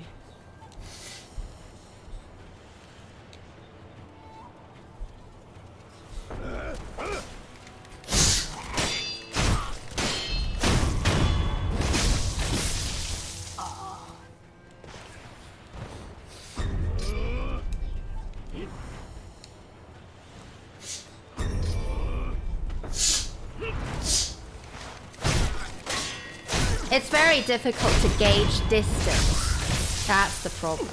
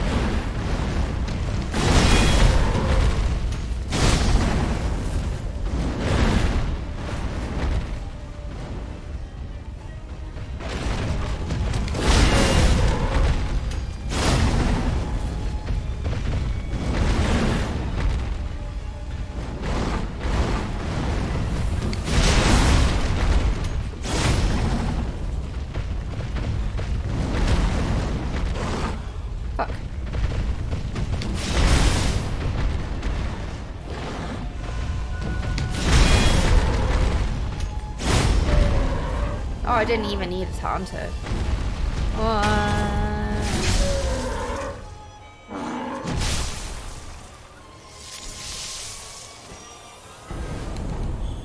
I mean, all of it is beautiful, isn't it?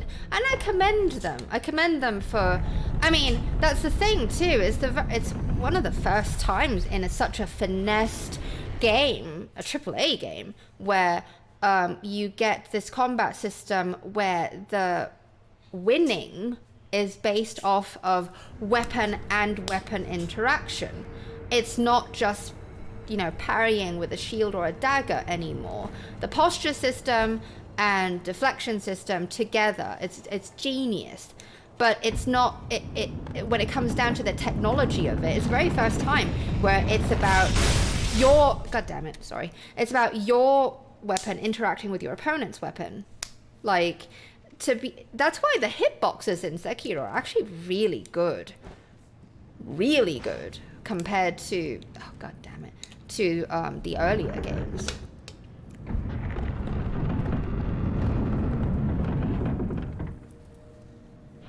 What sort of problem are you having with the ginger slag and the Eldenosaurus, Morgan? You know what I fucking hate in that fight? I'm gonna rant a little bit. You know what I fucking hate? I fucking hate that when he's in ginger mode, the first phase, right? I hate that he'll do these attacks with his hammer or whatever, and you roll, right? You roll, and then what happens? He does the, I'm gonna set the arena on light fire shit, like the cracks in the ground wherever you're rolling. It's fucking bullshit. And that's why the feathers, I used the feathers in that fight. It helped me so much. Yeah, I recommend it. It's a more primitive version of Mistraven. I've ranted about it so many times. You don't get to choose a point of travel. You just go up when you activate it, upon receiving attacks. I get up there. But it's still awesome for bullshit like that, bullshit attacks like that.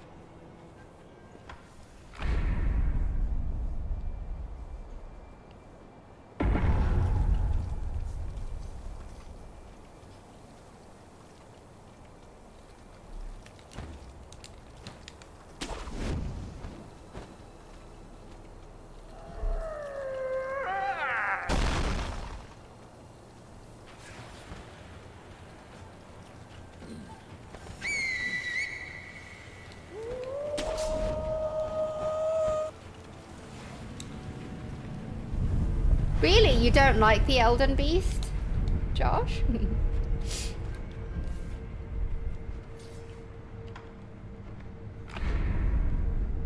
It is. It's a work of art on so many levels. Story, design, combat.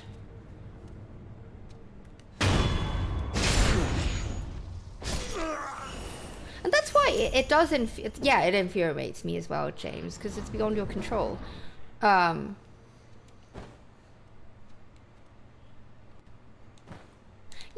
but it's different with Genny and Ishin, right? Because with Genny, you can get him over with in just 20-30 seconds.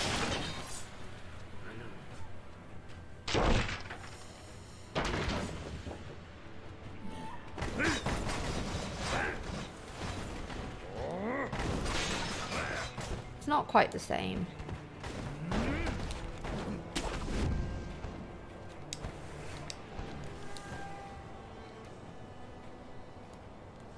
I thought it was stupid. Oops.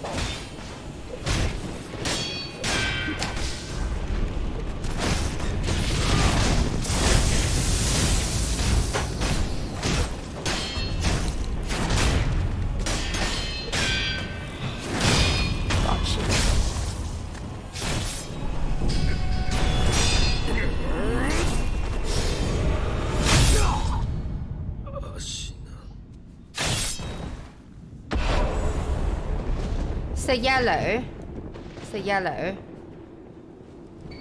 I notice a change in Wolf's tone. He has had enough of her bullshit. He's never liked her.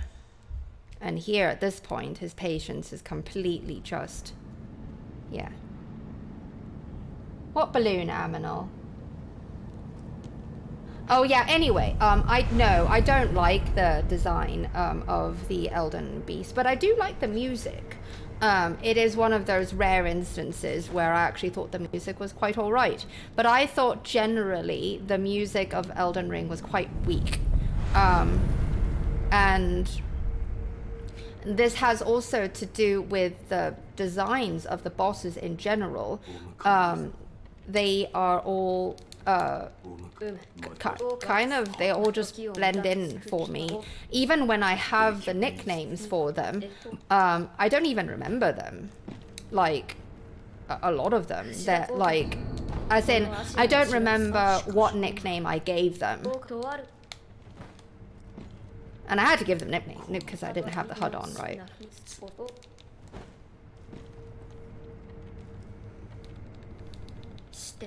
I called him the Eldenasaurus. Yeah, I called him the Eldenasaurus. The music's fine. I actually quite liked it. I prefer the music for the Eldenasaurus than Ginger Slag. Yeah. I don't know. The Ginger Slag fight was just... it just pissed me off. It just pissed me off that there was such a mechanic where... you know, you're supposed to roll, right? Which I hate, given, you know, we have such a much more finessed system here, right? I mean, it's more archaic to be rolling around on the floor in it. It's like eating with your hands versus eating with utensils. Chopsticks.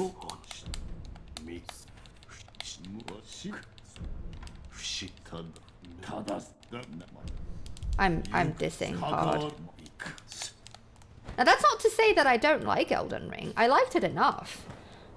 Granted though, I'm pretty sure that if I didn't create the character of Starla, if you guys weren't super into the role-playing of Starla and her story, and if I hadn't applied the handicaps of Hudless and Halberd only, I think I would have been bored with it. I'll be honest. I think I wouldn't have liked it.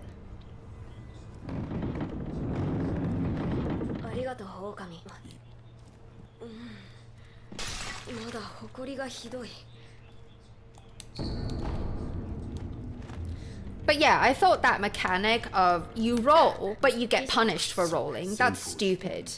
It's not fair. Bottom line.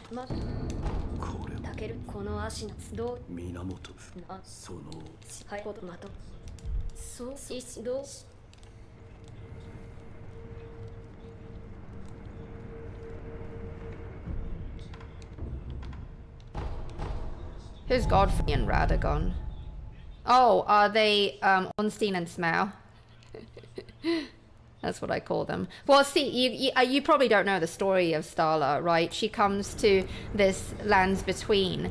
She's been searching for her long-lost father for 7 years, and she's been to all the FromSoft lands to look for her father, who's a map maker. And she has been to Drangleic and Yharnam and Lothric and even Ashina, and she worked as a stable hand for Gyobu for a little bit, and that's why she has a fear of horses. She had a pretty traumatic experience with Onikage. Did I say it right? Oops.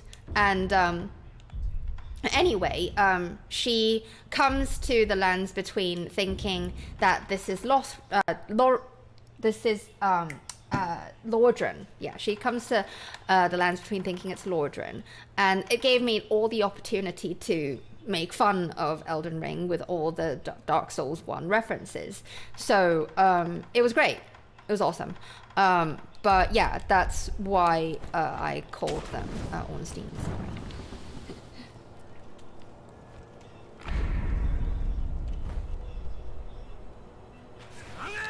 Sacrifice ending is Immortal Severance.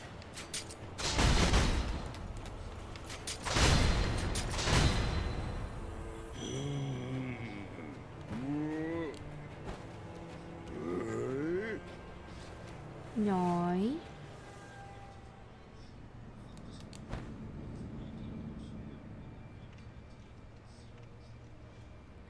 I don't think he hates Emma, but he definitely distrusts her. He distrusted her right out the gate, right from the very beginning. The tone that he takes with her, the choices of words, he doesn't regard her with any reverence at all, even considering she is socially of a higher rank than he is. His tone is very impatient, as are the words he uses, especially when that happened, when she lied to him.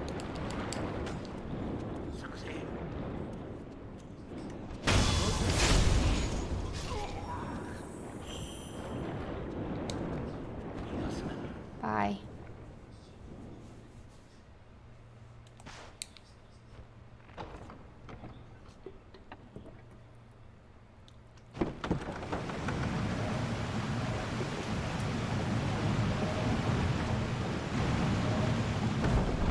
Well, I did fight him. I think he's that John Feed him, right? The guy that's in the next to the bonfire, where what is it?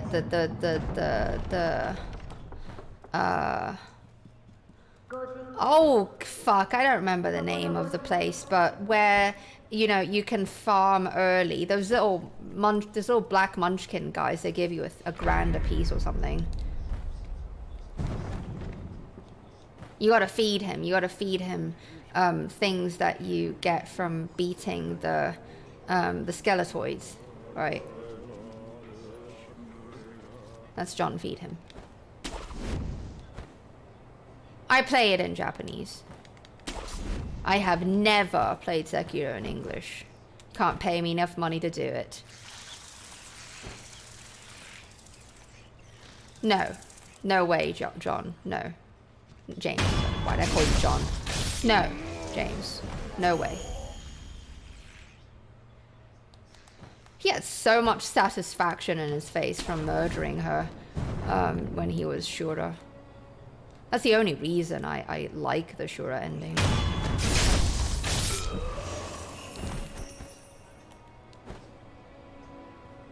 Oh, his name is what I call him. I don't remember what I called him in the first phase, but I called him Mufafa. Because he's a lion.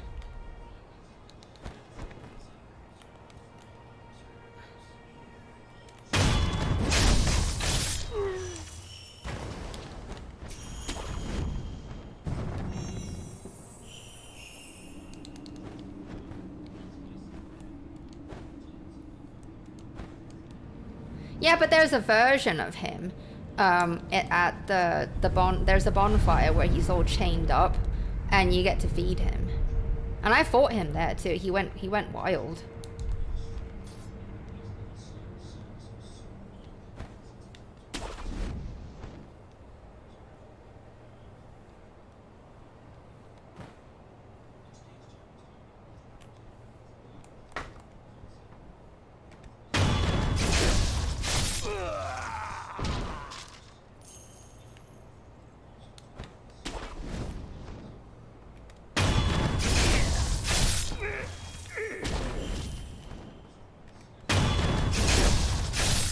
Good night, Alpha. Thank you for popping in. See you tomorrow. I know, we can do this.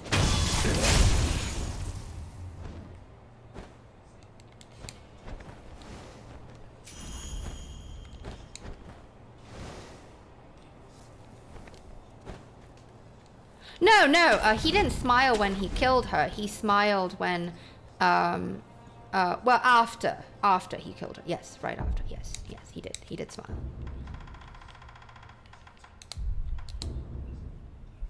But like killing Genny, he looks right in her face. It's great. Please tell me that Sad Dad's not going to be a problem again.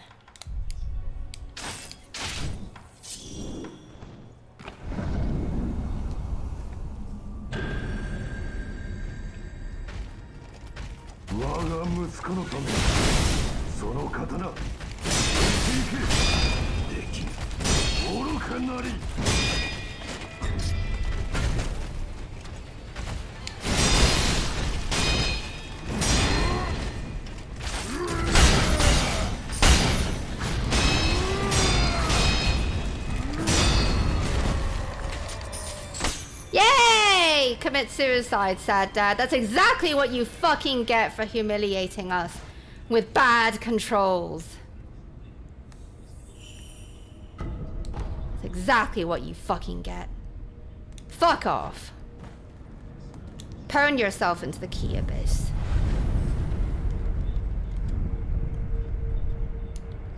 Avi would have liked that. I know. He deserved it.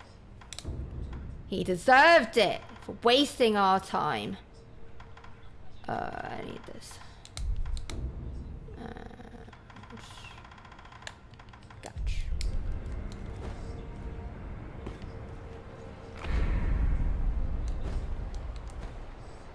Well, in movie logic, yes, James. Because you don't see him die, right? But unfortunately, you get his souls. You get his souls and you get his bead, so pretty sure he dies.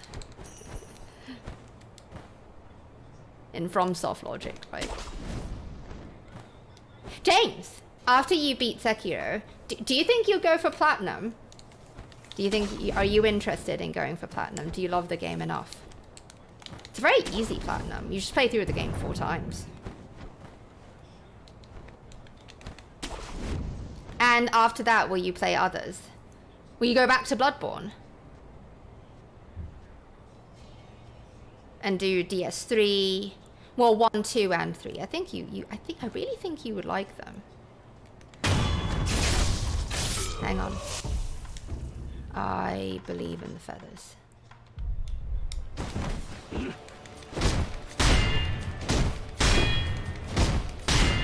Stop it!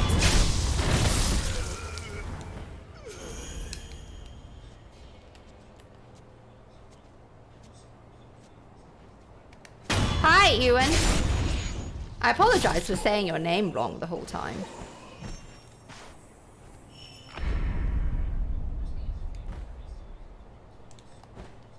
Now, you haven't really talked me into this yet, Morgan. I do want Ishin, the Ishin guide, to be the last one. And maybe a little, like, rundown of how I did this run as well. But I'm done guiding for Sekiro, please.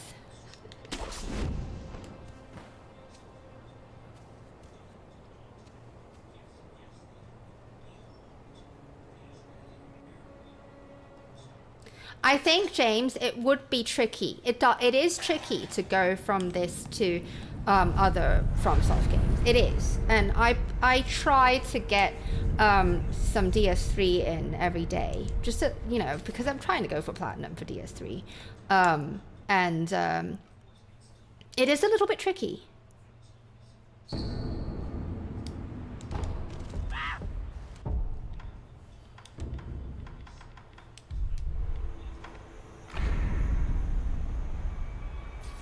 Gotcha, Ewan.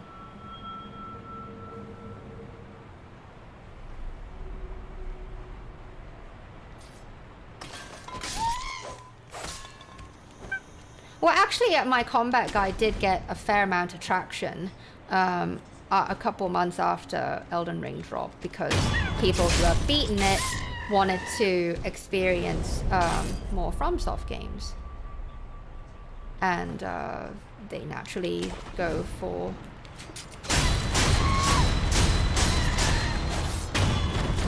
the, you know, the release that came before Elden Ring. So yeah, the combat guide is still my bread and butter. I get about 300-400 views every 2 days.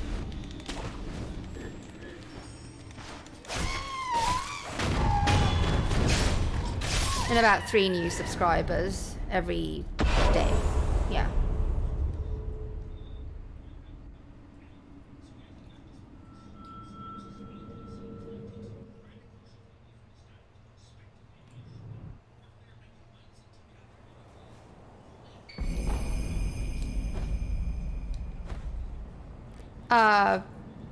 You're talking basement or roof, Dad? Is it yellow? Aw, Josh, thank you for having. Nani?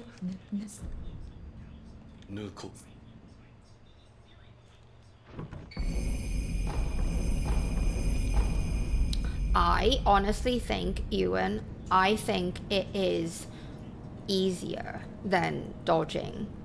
I think you are, with this, just, you can do it. I mean, if you put Wolf in any of the other FromSoft worlds, he'd fucking destroy them. He can deflect anything with that sword, practically. You know the snake that you meet at the beginning? Actually, you don't. Have you seen him? I don't. Well, you saw while you were watching me stream, right? He can deflect that snake. There's nothing he can't do with just that little dinky sword.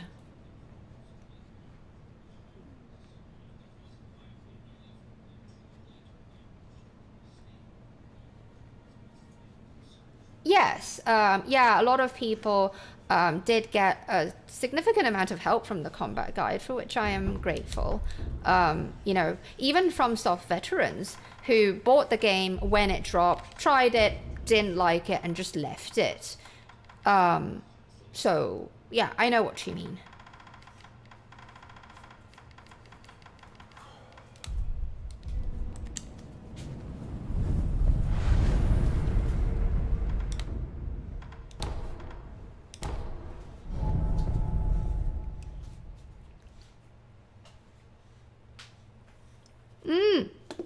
Josh, are you getting in on your zombie game with Prince Vec and Avi's not playing?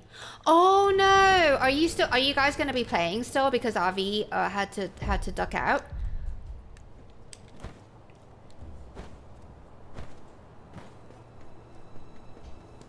Well, Morgan, you know, I'm more than happy to. You're so fucking awesome. Like, if you need help with any particular boss, I'd be happy. I'd be most happy to walk you through them.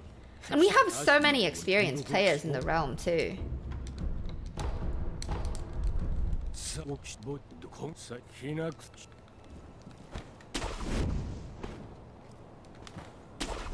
It wanted your blood, James, and all your headaches. Giving you the opportunity to request blowjobs.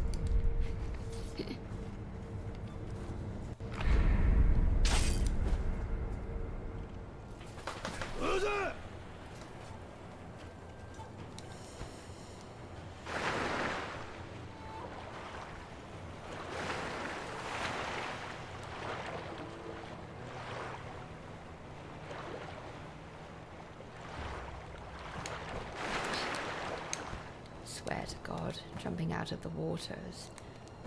It's a boss fight in itself sometimes.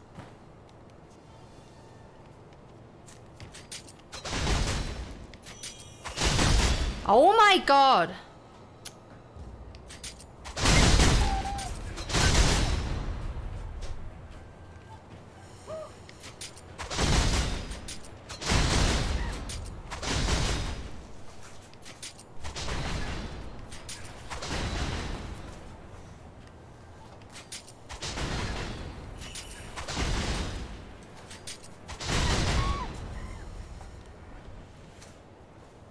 Fucking Christ. How did it not reach him? Those monkeys will pwn you in a second.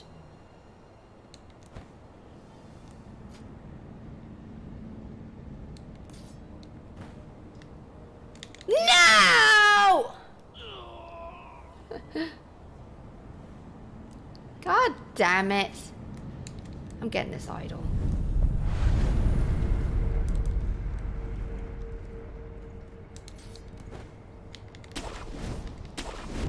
I didn't rest, whatever. Just crying at Ishin.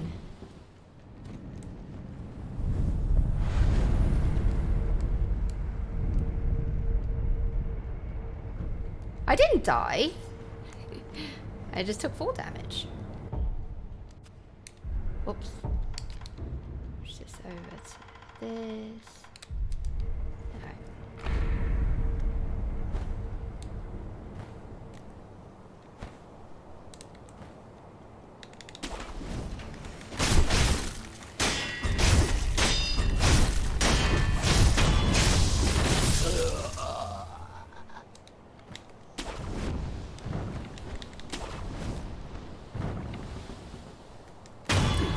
Avi said that his sister came, like, unexpectedly. So, yeah.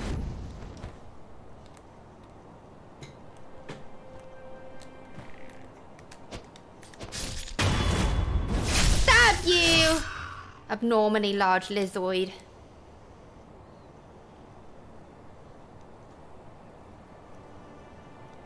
Are you still playing, though, Josh? With Kevin? With Prince Kevin, are you still doing zombies?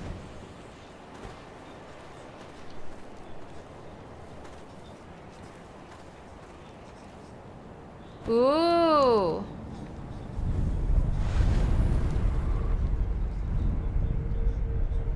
Well, have fun with that, with your Chilean. Oh, you guys are playing Code Vein. Gotcha.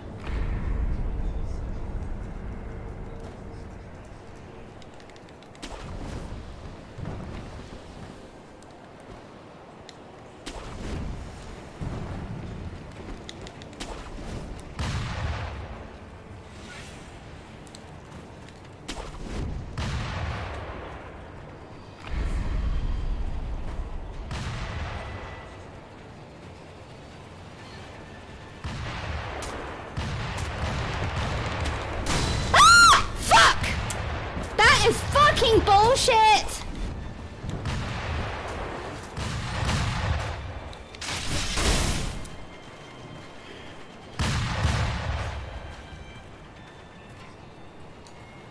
That is fucking bullshit. If it got me,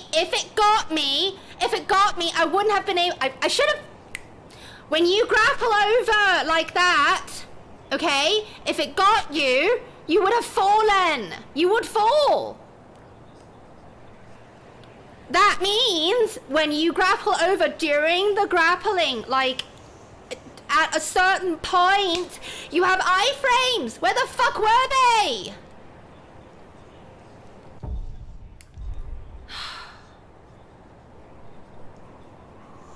I'm just saying, when you get hit in the air, especially during like this, when you are grappling, like when you're jumping, when you get hit, you fall.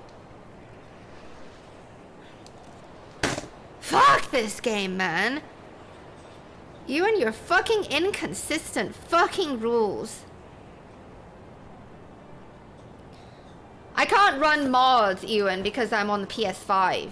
But I do have it on Steam as well. Fuck, we'll just go over there. Now that is not fucking fair.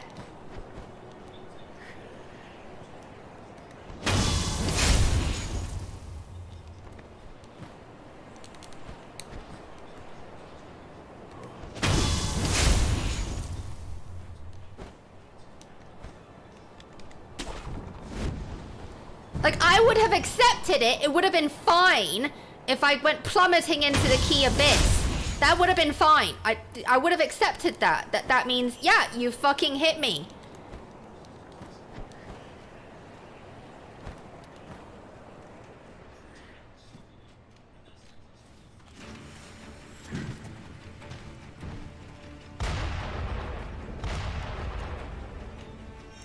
Am I right though? Like when you grapple, like you should fall, right? But I didn't. That means I should have gotten iframes. You get iframes when you're grappling.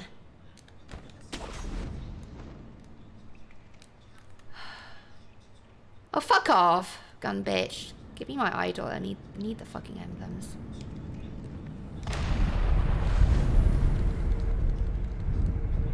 It's fine. What time is it? I only have an hour left. Let's just do this.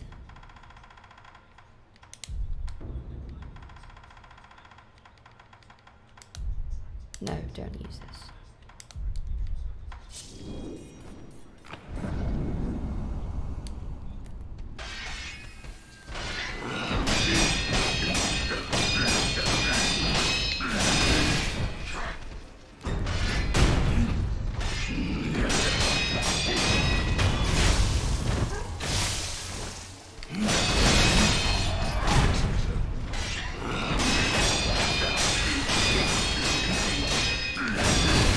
Fuck the camera, man.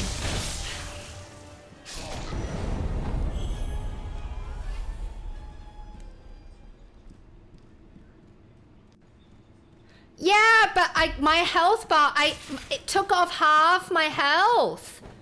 It took off more than half my health. I showed it just now under the thing.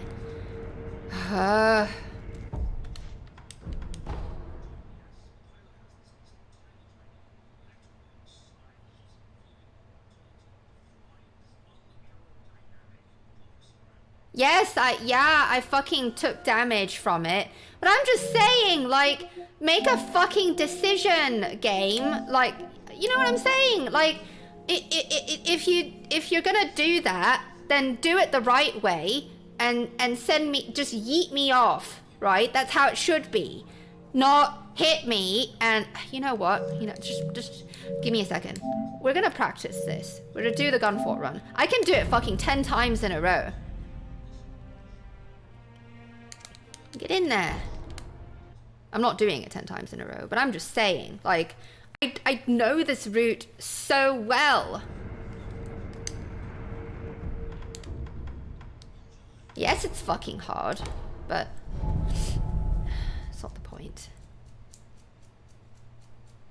I don't know what I can do in an hour.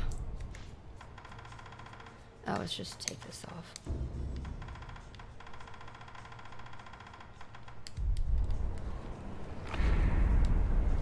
Like, when I'm surprised that when something happens, there's a reason for that.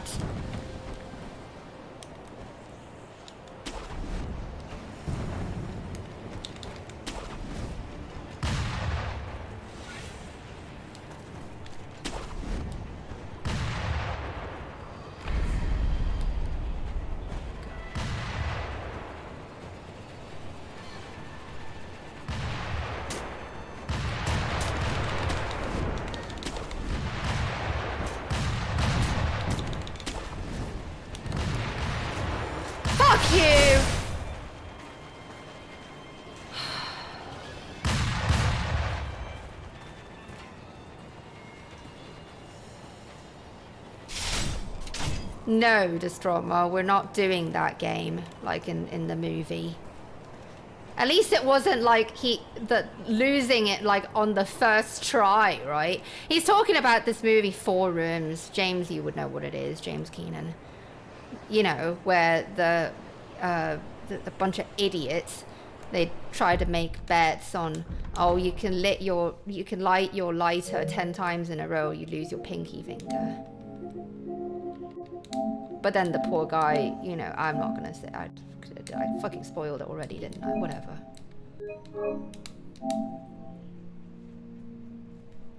Well, Morgan, thank you. I appreciate that. I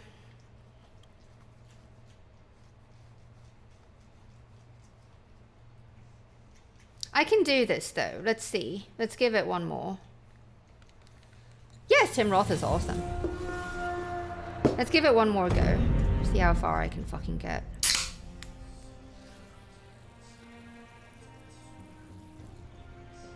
Thank you, Josh, for them, and Steve for the Destroma for the Durgan Bros and pizzas. What are you laughing at? So yellow.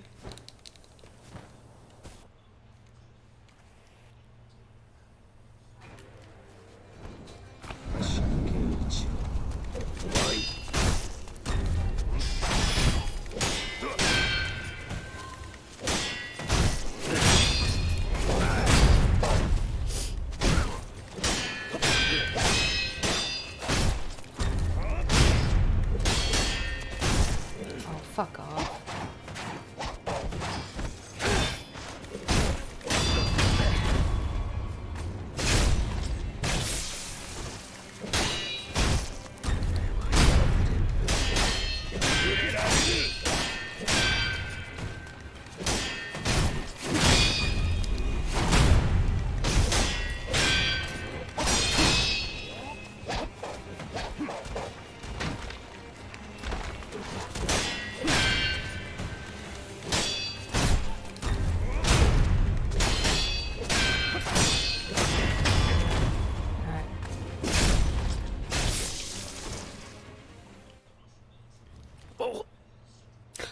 I think of it this way, right, Morgan? It's not a bad thing to see things happen for the first time, right? It's like, you know, it's a good thing to die to a boss the first time. Like, at least it's happened once before. I mean, I've even died to Patsy before. It happens. You know what's never happened? I have never died to Paul Snake.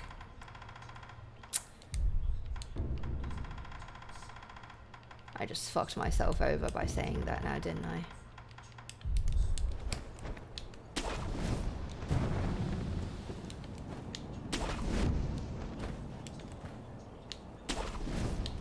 So yellow, it's called 4 Rooms.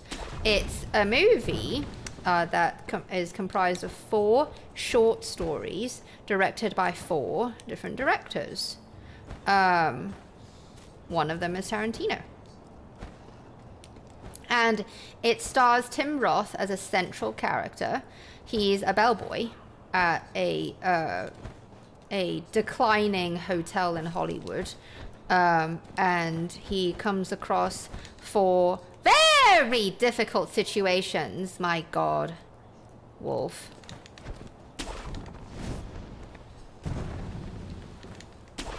Hitless, not damageless, so full damage is fine.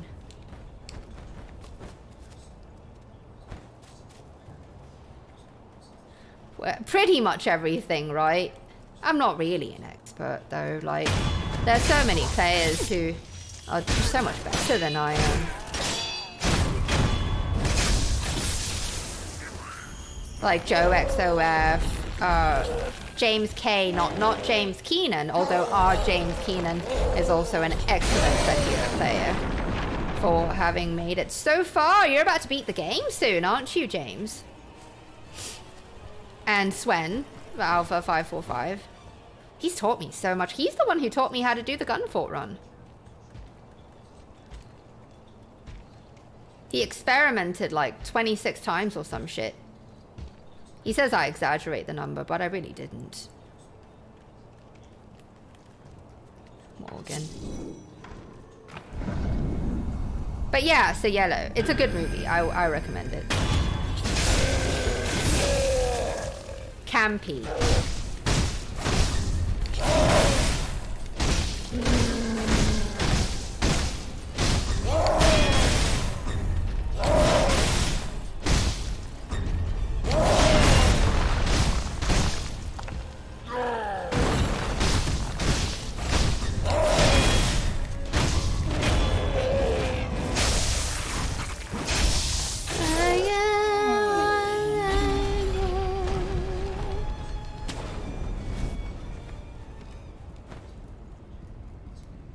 I just said you're an excellent player though, James, because you try and try and try and you don't give up.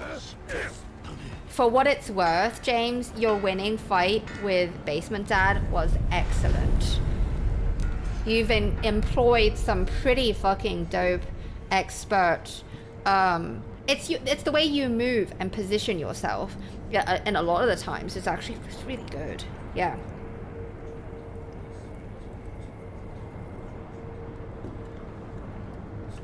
Did I rest? I did.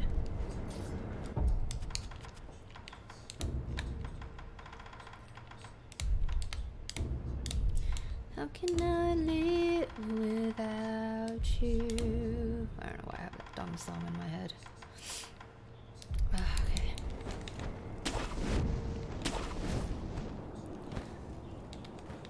It's called 4 Rooms, yes.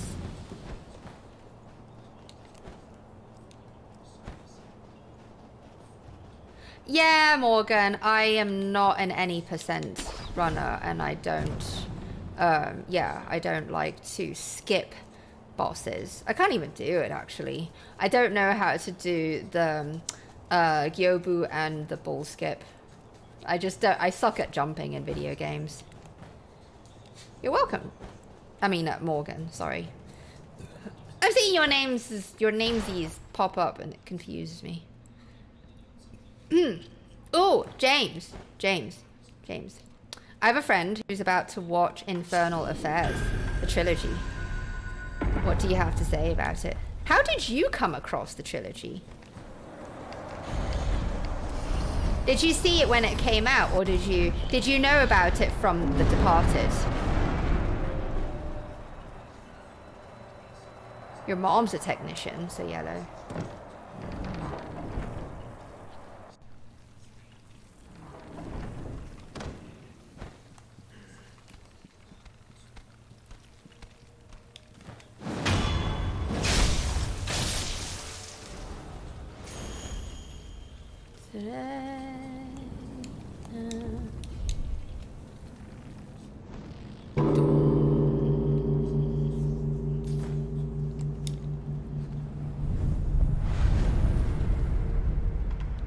I'm gonna still say we're on 117. That was not fair. Oh, I got it! Yay!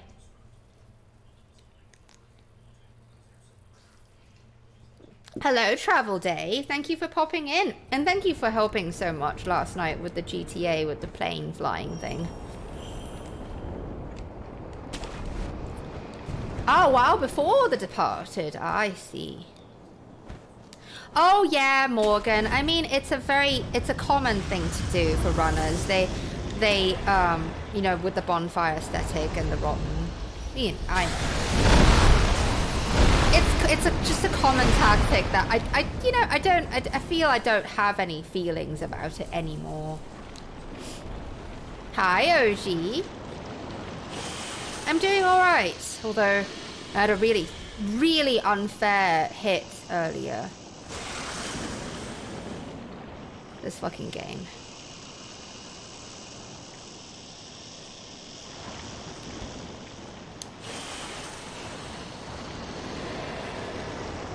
What does your name mean, Sir Yellow? Why do you call yourself Sir Yellow?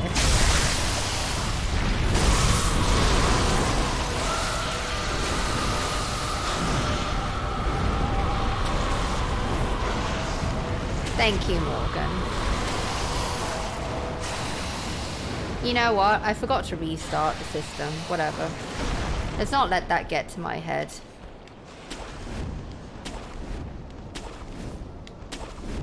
So far, everything feels alright. I'm not gonna jinx it.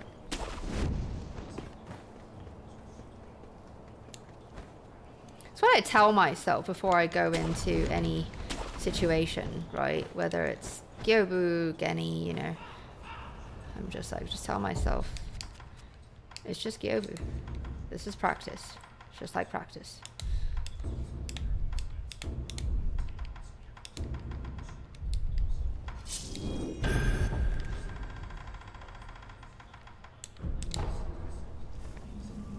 Your mom's old skill.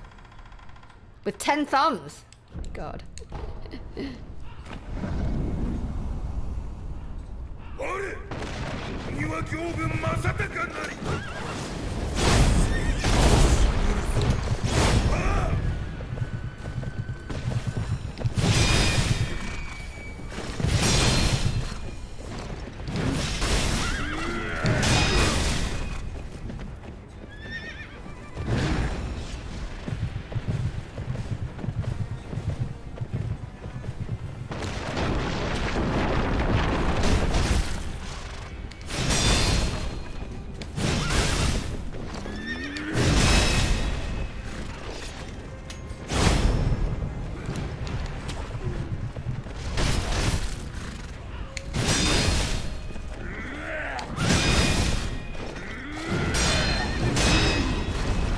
Fucking first phase, man.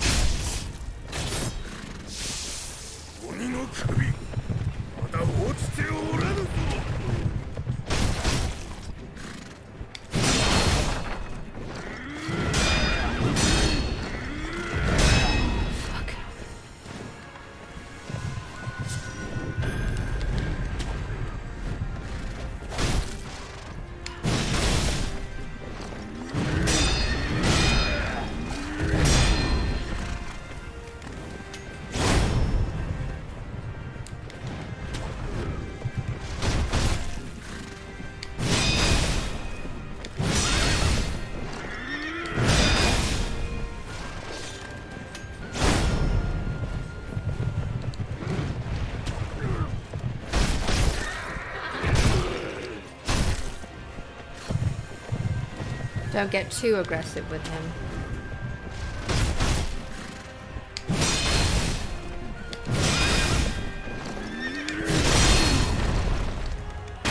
Do not get too aggressive with him, even when he's staggered, because the way he retaliates, it blows. Hi, Harley.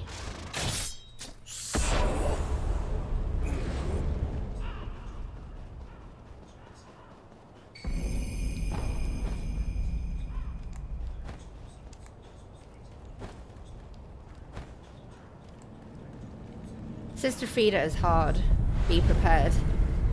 She's very easy to stack bab. Very stack babbable. Backstab. Very stack babbable. She is hard. She is very tough. How did you know she has 3 phases?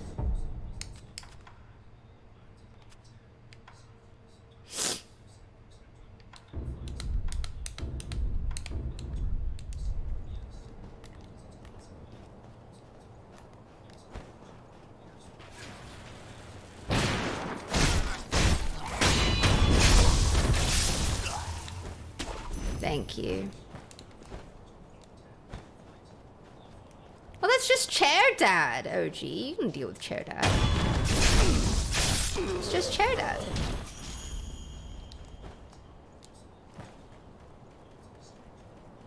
Thank you.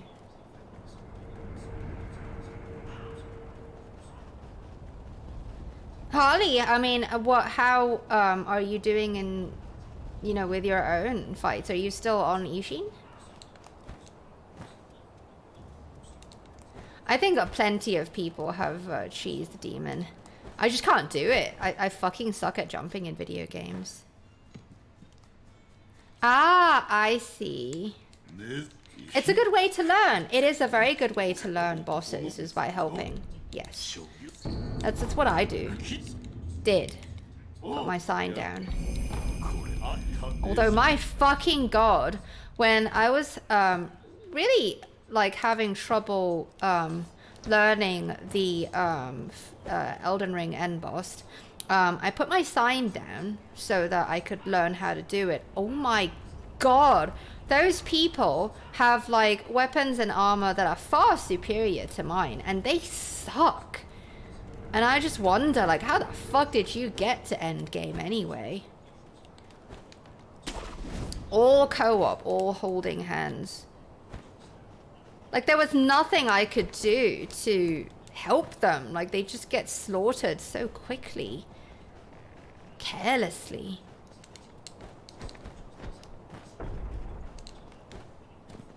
I played Fall Guys.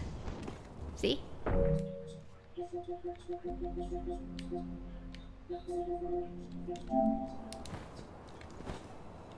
I played it once. I liked it. It was fun.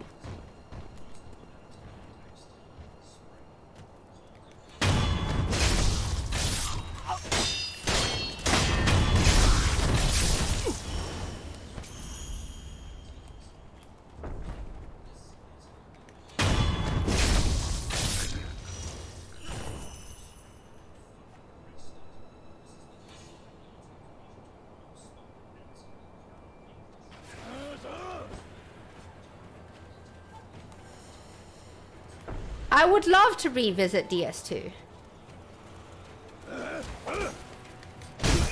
Continue my key challenge of Champions, Covenant, and but add on no healing. I mean no HUD. No, not no healing, Jesus.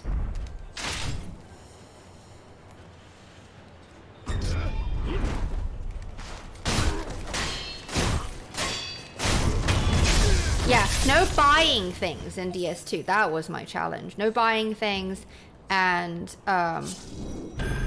no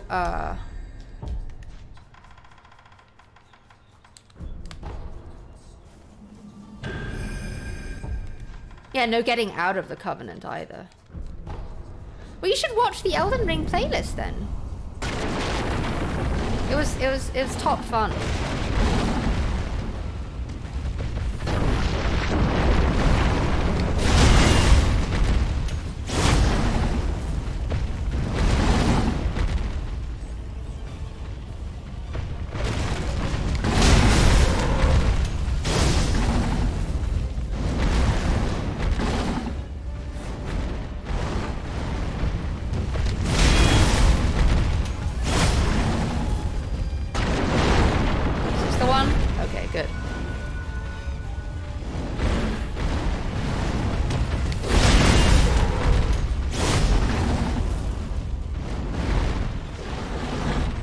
What? Why?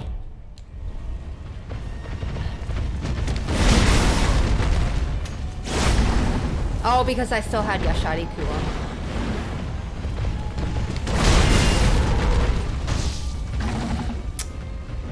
Hang on. Reset.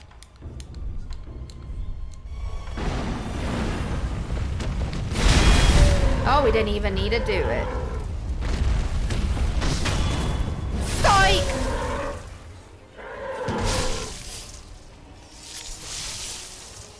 Well, I mean, Destroma, I did no healing for Sekiro. But that was a run, that was different.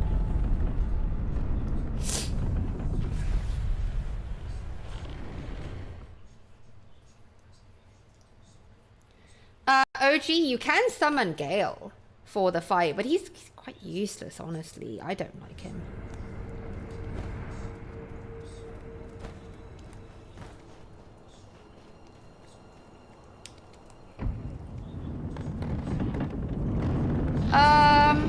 Josh, are you here?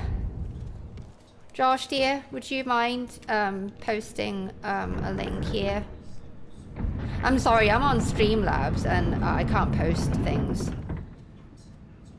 Yeah, but so Yellow, I created a character named Starla. Starbringer. I roleplayed as this character, and she had been searching for her long-lost father for 7 long years. Oh, the playlist for Elden Ring, please. Thank you. Yeah,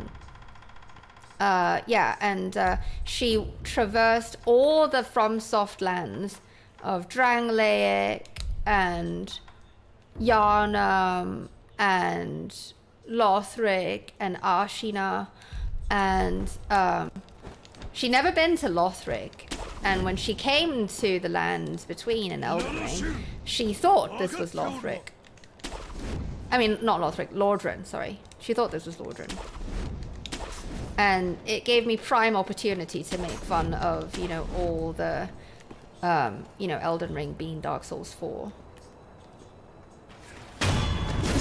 And I had it Hudless, it was Hudless, and throughout, I would say 75% of the game, until I got it, I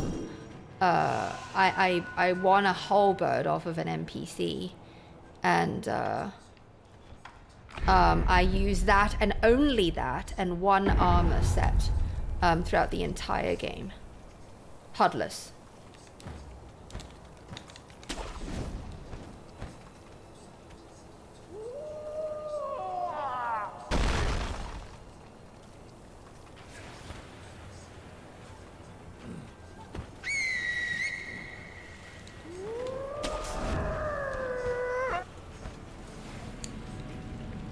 Oh no, this is Elden Ring.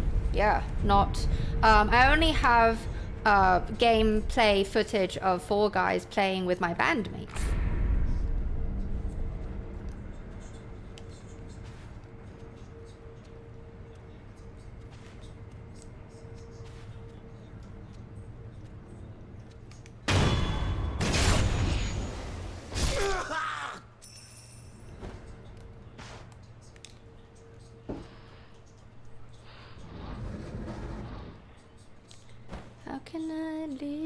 Without you.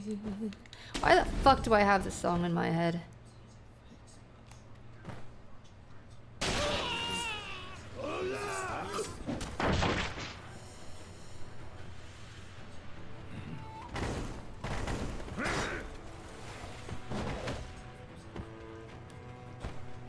Phyllis Candle Holder, the whistleblower.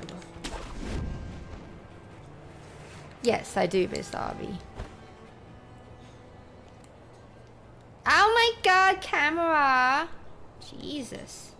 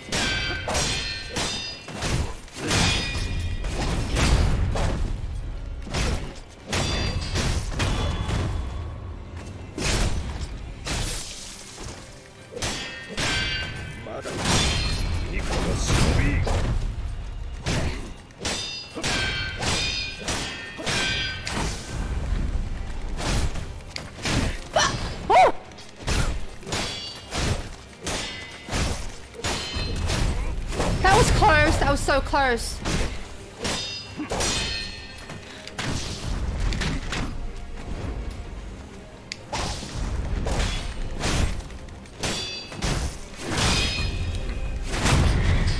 Fuck!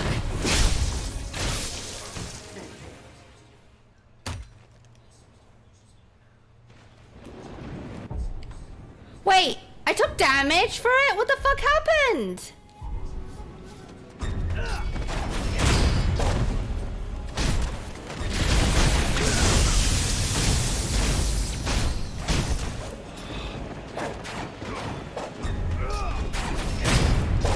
I didn't see me getting hit.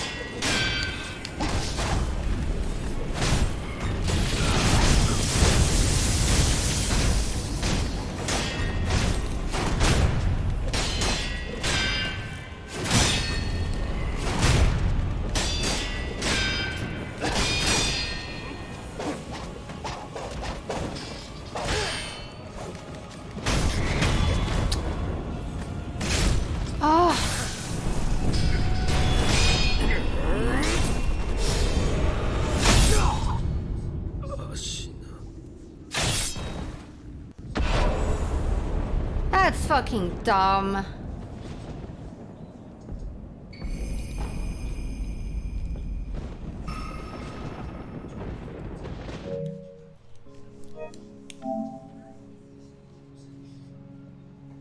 Yeah, let's do this.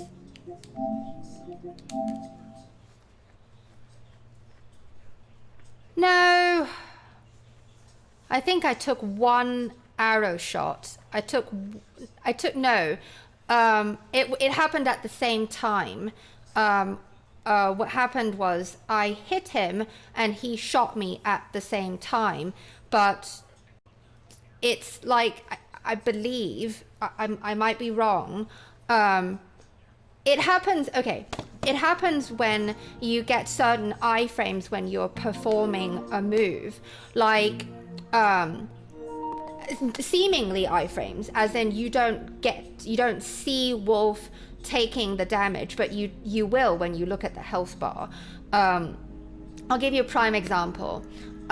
If you fight Ishin, Sword Saint, and you hit him with an axe, for instance, when he is winding up for Dragon Flash. Okay, I have footage of this.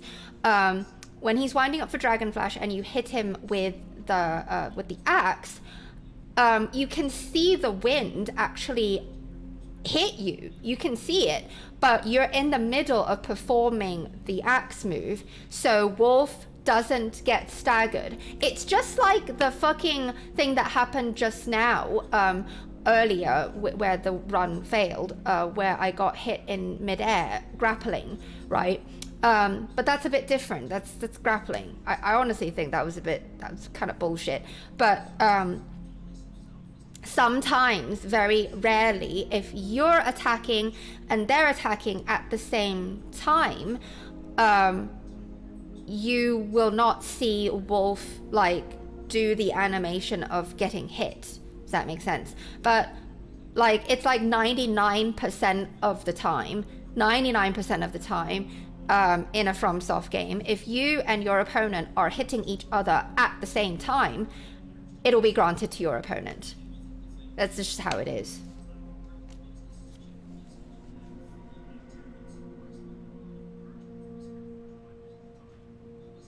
Oh, so Yellow, I'm happy that you enjoy the streams.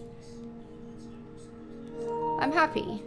Are you on the Discord by any chance? I mean, if you like chatting with the people here, I think you're on the Discord, aren't you? If you're on the Discord, then you'd be able to engage in more funnies, right?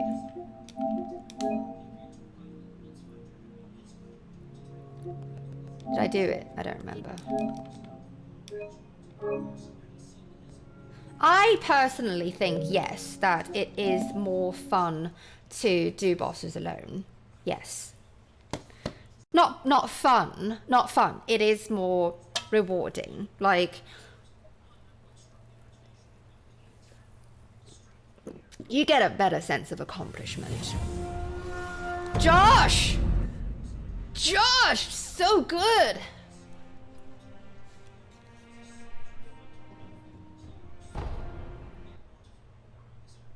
Well, James, it's because when I go to the third phase, I always have to put on Sakura Dance, and I saw that my health bar was much lower than it usually is.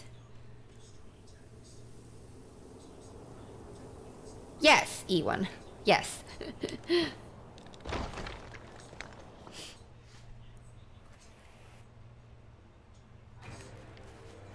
Well, get on the Discord then, so Yellow. What the fuck are you waiting for?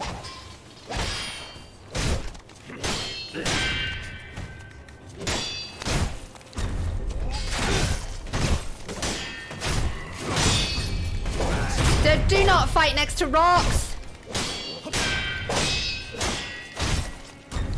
Get off of the rock, piece of shit. This is 118.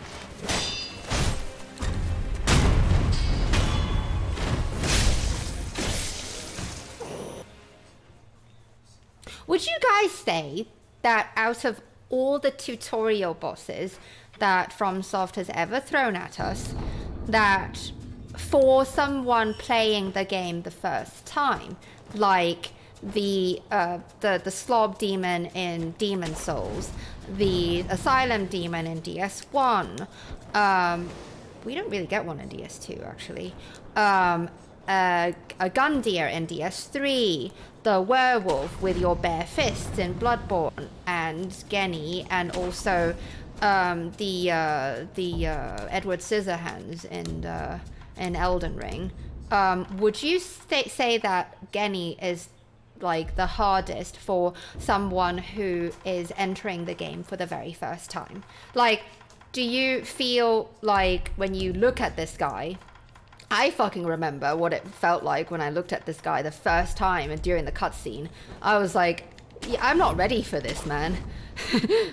But like the demons in the previous FromSoft games and such, like they didn't feel impossible. Like when I walked in there, yeah, it fucking blows. You have like nothing, right? So little rather. But then, of course, if you know what you're doing in DS1 and you get the five black fire bombs, then it's game over for that asylum demon, right? But either way, and the slob demon in Demon Souls, that just takes patience, really. But yeah, like on a first playthrough, would you say that Genny is the hardest?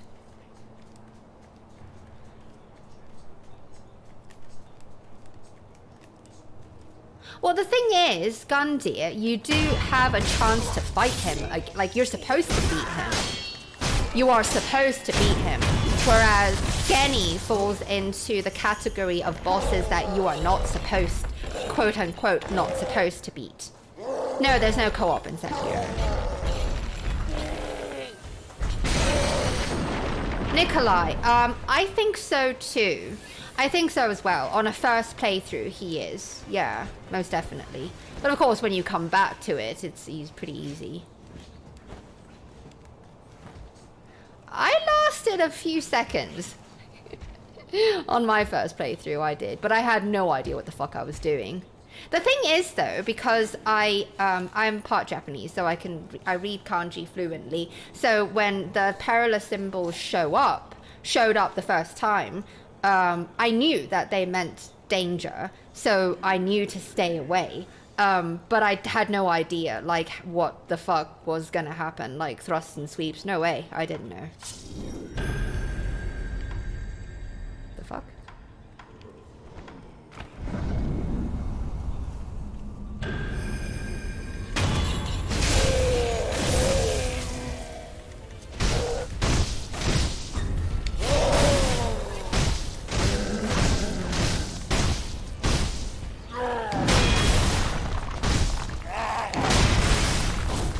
God damn it.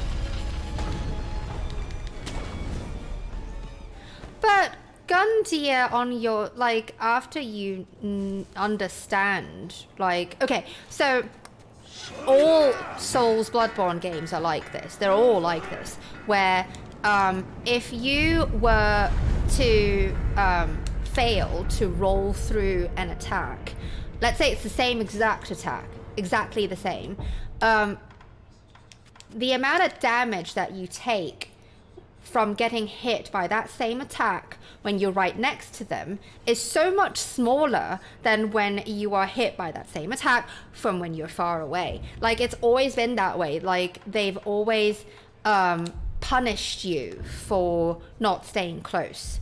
And Gundyr is definitely an example of that. You better fucking stay close.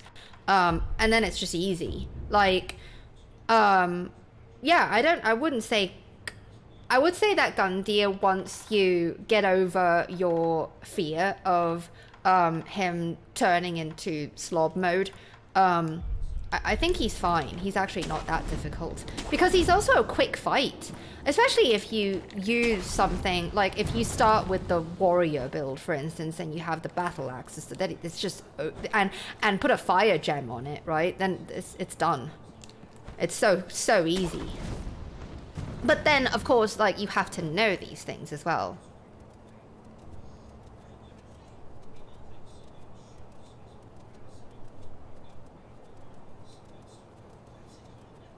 Oh yes, so Yellow, most definitely. That Lone Shadow is... I mean, I still think Lone Shadows are the best training buddies. I stick by what I say. If you can perfectly no-hit a Lone Shadow, as in deflect everything perfectly, then you can do anything in this game. They are awesome for practicing. Because they do both thrusts and sweeps as well, and they're fast. They're fast and, I would say, kind of aggressive. Oh, that's right, you can't infuse it before Gundyr, right? You gotta wait till you get to the shrine. That's right, never mind. But still, the battle axe is OP.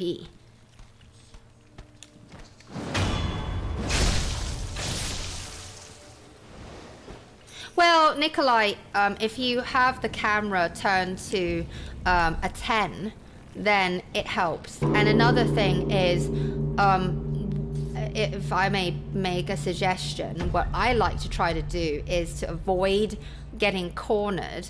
I like to corner the bosses. Because, you know, I don't know if it's the case anymore. It used to be much more apparent. But I always felt that the bosses... Well, I believe that the bosses have a camera and a lock-on system on us too. I mean, that you see how they turn to us and such, right? It feels like when they are stuck in a corner, their camera gets all fucked up, and they kind of behave more erratically. Some of them, like Roof Dad is the perfect example. Thank you, James. She is a 10.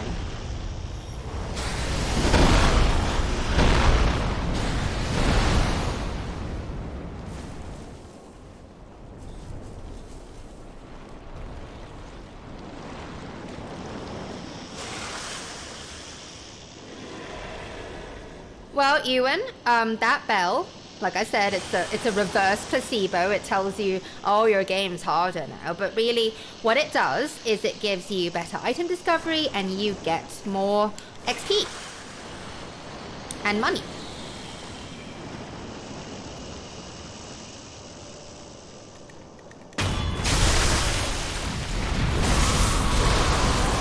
Oh God, I hate taking more than one opponent at a time. I really do.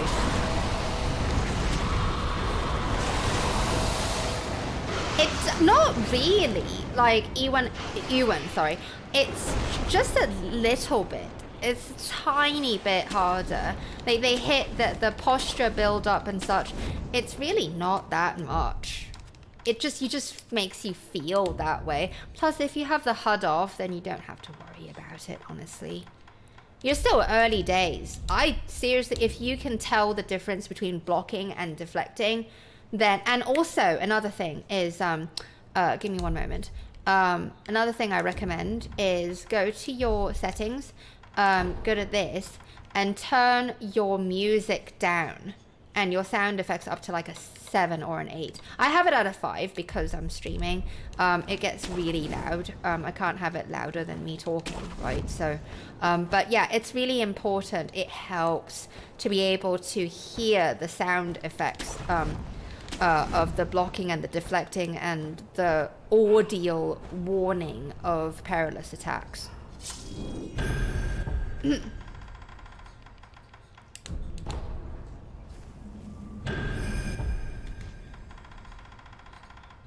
Well, I do play privately with some patrons. I do record our sessions.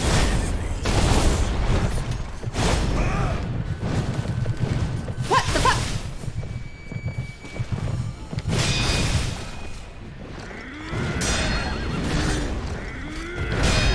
Did you see? Like, the umbrella wouldn't come out.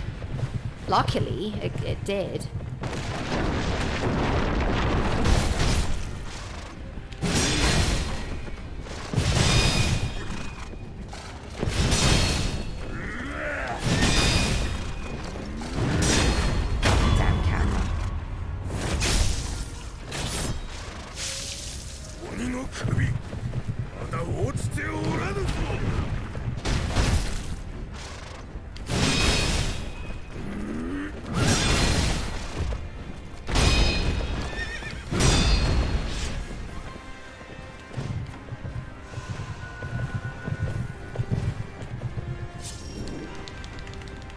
God damn it.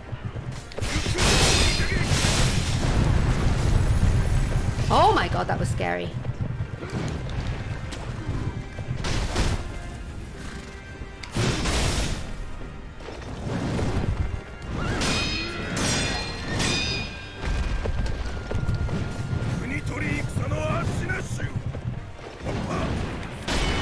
God damn it! Fucking Christ.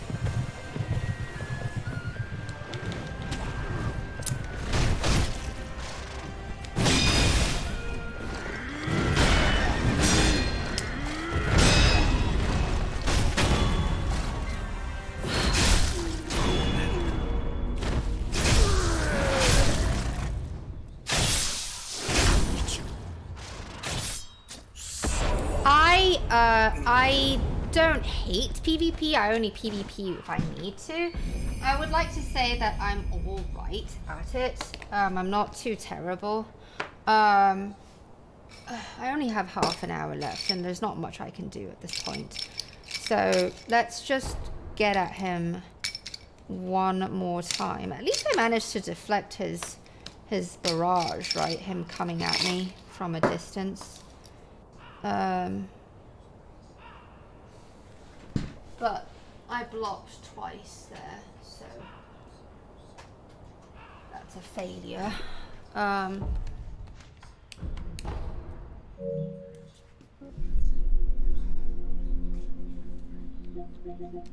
It's hard to see. It is. It is hard to see in this fight. And you see, like, because of the undulations of the ground, sometimes, you know, you can't gauge the distance correctly. Oh, do I have the right one? Yeah, I do. Okay. I didn't get hit. I blocked. Remember I told you in hard mode, when I block, I take damage. Have to play perfectly. It's not about getting hit. It's about playing perfectly. I have to land every deflection perfectly. Remember I told you the difference in the guide? It's super important. It's integral to the entire system of the combat, is you have to know the difference between blocking and deflecting. It was a dull thud. When he did the grappling hook, I blocked one of them. Yeah. Yeah.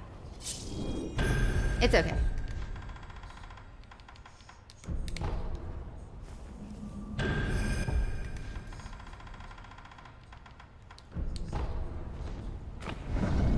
I mean, I'm not very happy that we didn't get too far. I didn't even get to... Who's dad?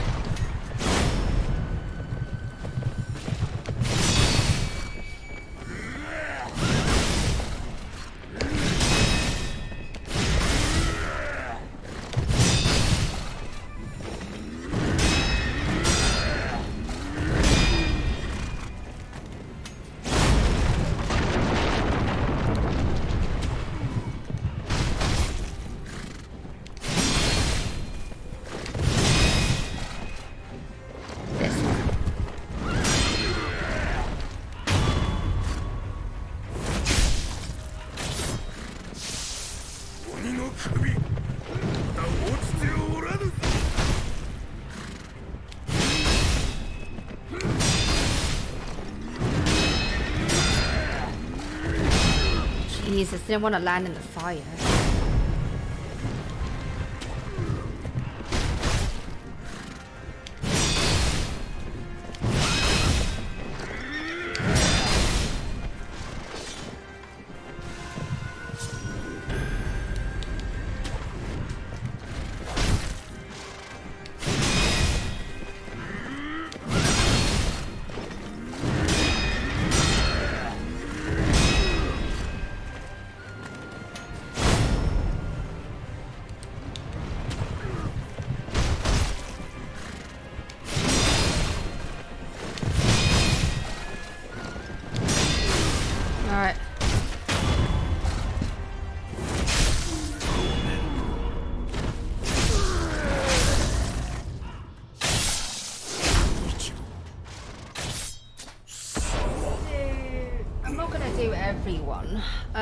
Let's do Genny.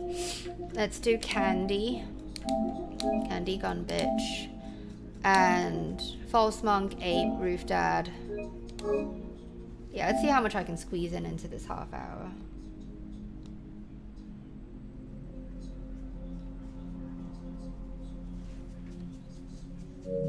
Thank you. I mean, I try to stay positive.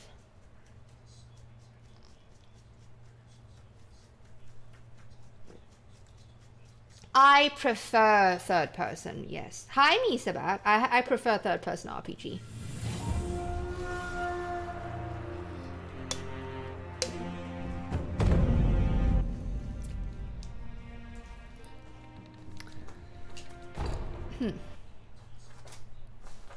You are so unbelievably supportive, Morgan. Jesus. I'm grateful.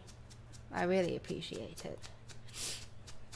How about I let you pick, like, not the bosses that we had already beaten, other than him.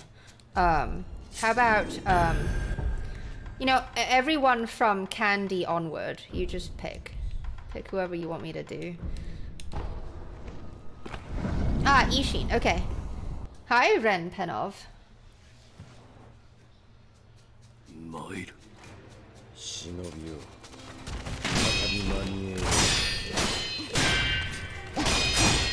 It could be better today, but, you know.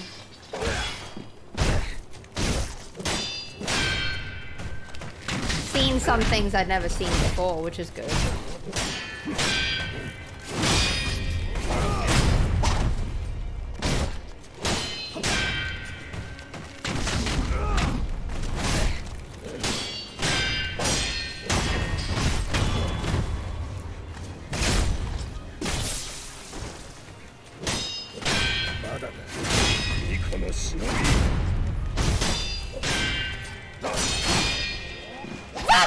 Jesus!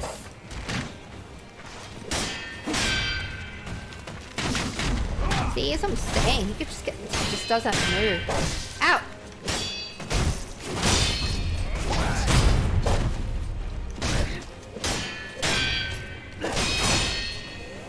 That's on me. I didn't,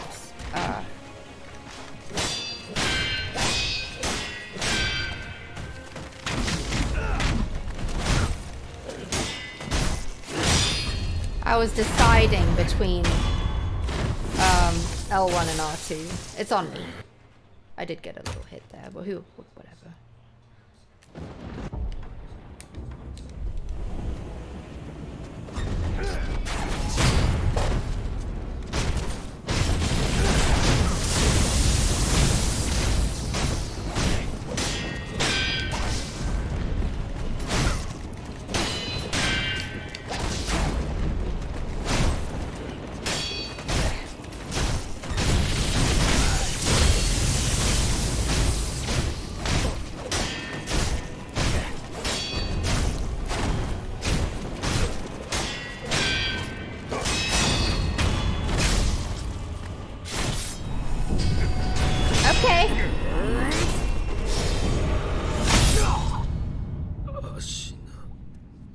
It's the best. It's the best.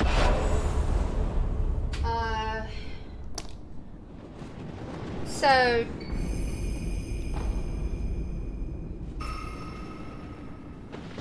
who right now? Oh, nice, Misa. That's nice to hear. Dragon right now. How about let me get Candy, and when I get to the next idol, I'll get Dragon. It just takes a second.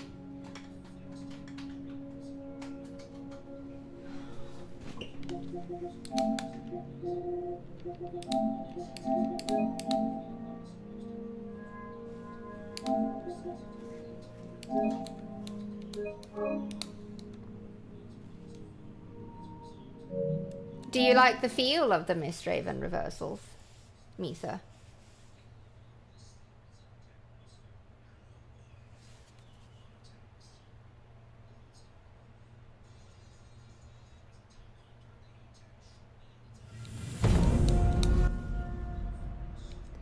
Thank you, OG.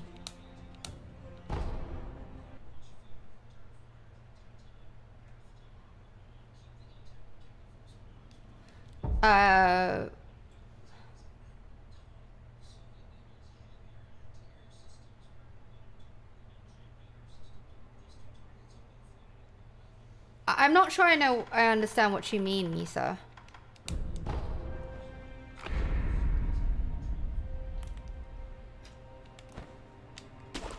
Would you mind repeating? I'm so sorry. The way you dodged to the side. What do you mean? I'm a bit confused. Oh, where I still got lightninged when he did it behind me. Camera.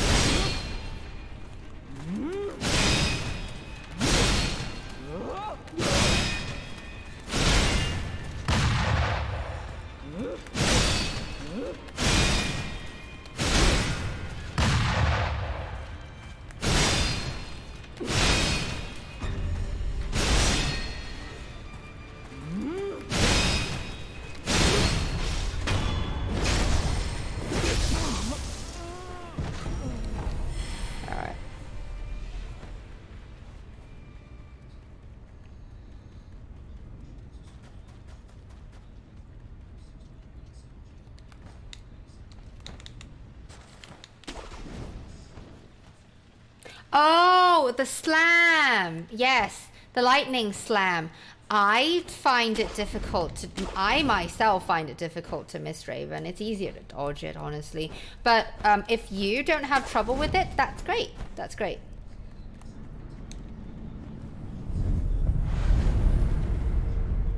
Well, thank you. I mean, it's not part of the run. We're just practicing now because there's not much I can do in 20 minutes. So let's do dragon. Yeah, let's use the OP umbrella. All right.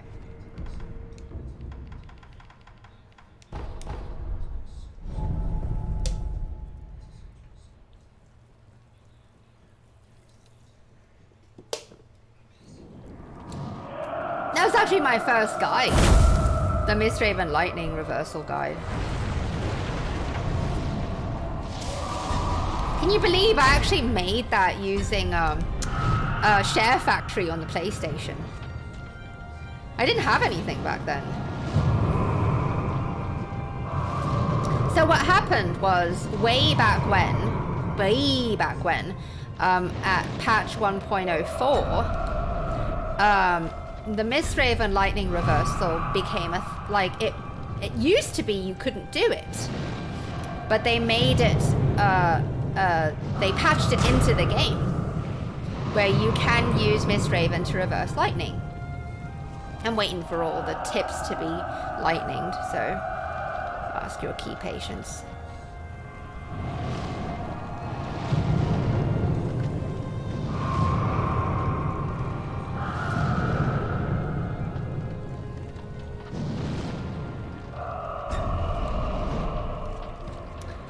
But yeah, I was trying to no-hit Ishin at the time, and I didn't know, like, I just did jump reversals, right? But it still takes chip damage. So, right at that time, ow, jumped too soon.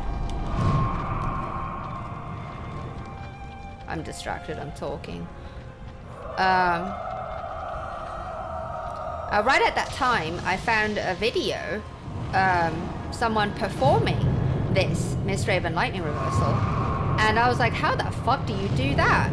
So it took me a very long time to figure it out, the timing of it, but when I did, it was awesome, and I thought, you know, maybe it wouldn't be a bad idea to teach people how to do it, like to make a video.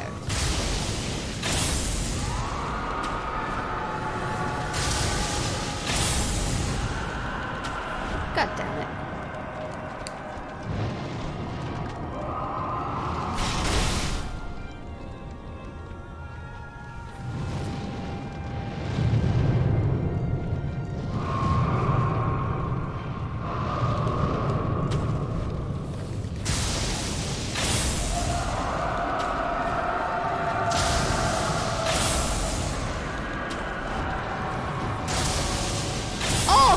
Soft dragons are cunts and weak to lightning.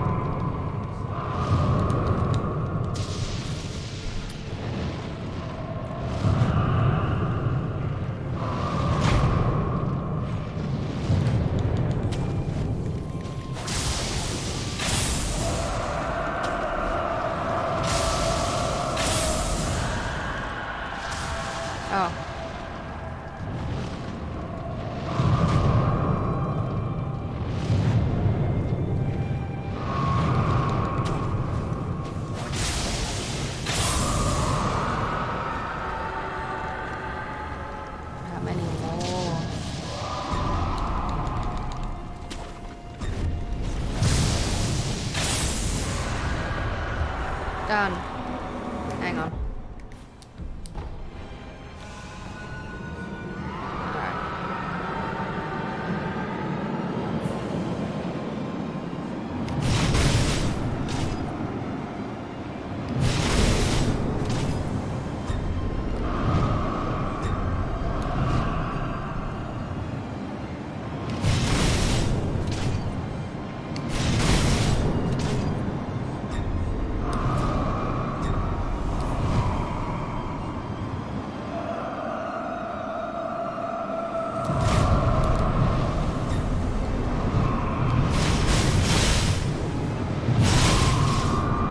Got it.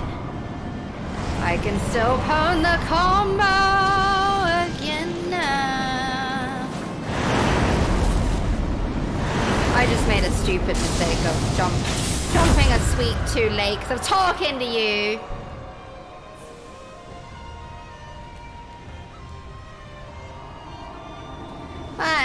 Again now.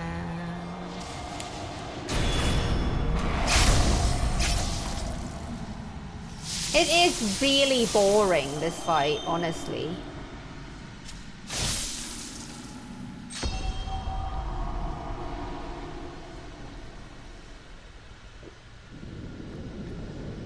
Yes, I blame chat all day. All right, let's get out of here, and let's do Ishin.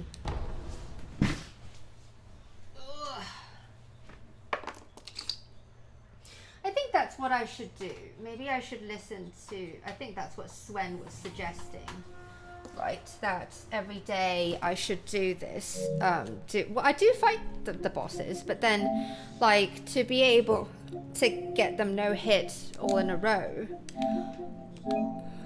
I was only able to do it once.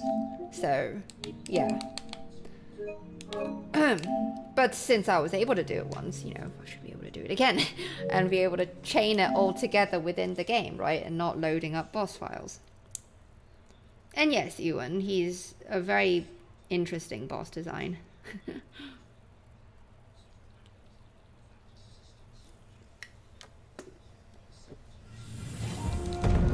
Thank you, Josh.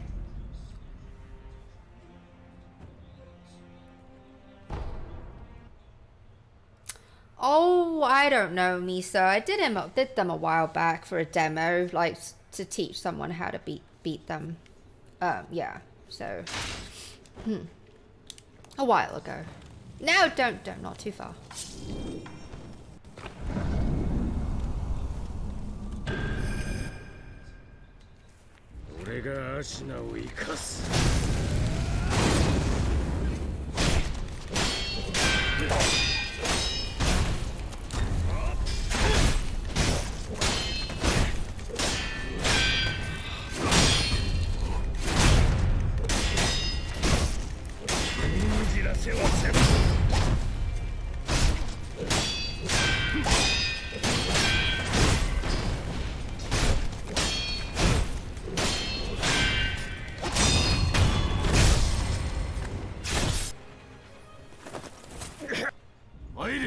Sekiro.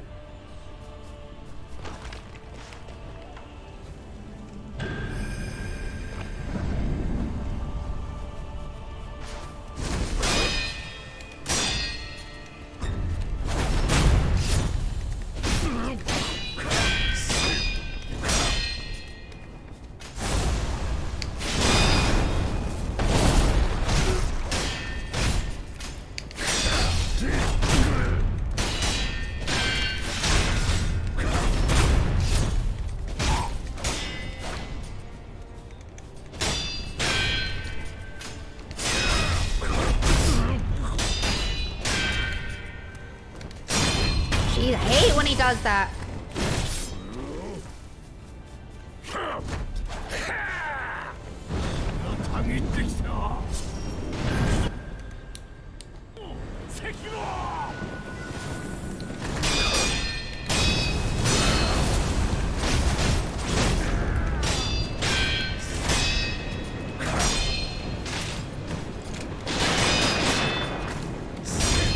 I was too busy switching prosthetics. Yeah.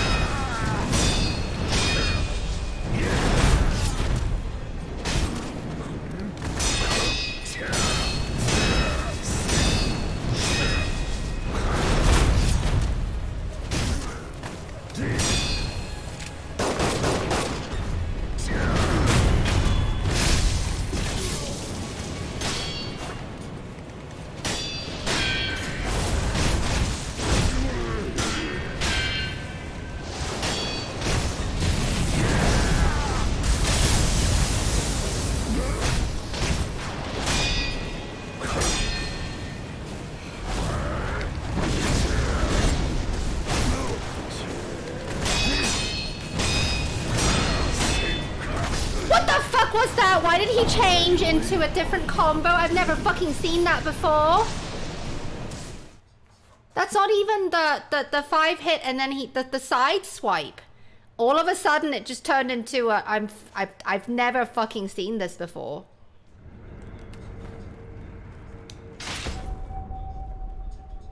Well, that's great. At least I have footage of it. I have to put that in the guide. I've never seen that before.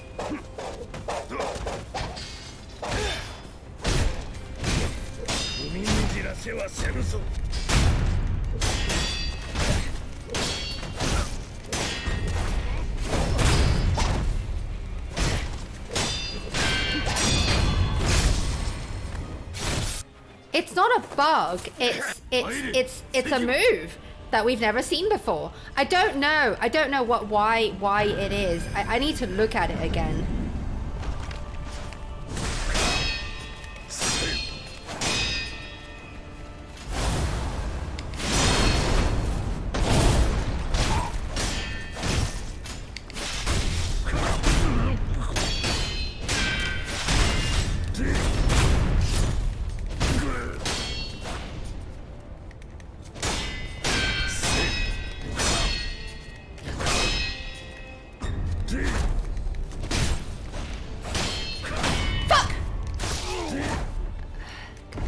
That's on me.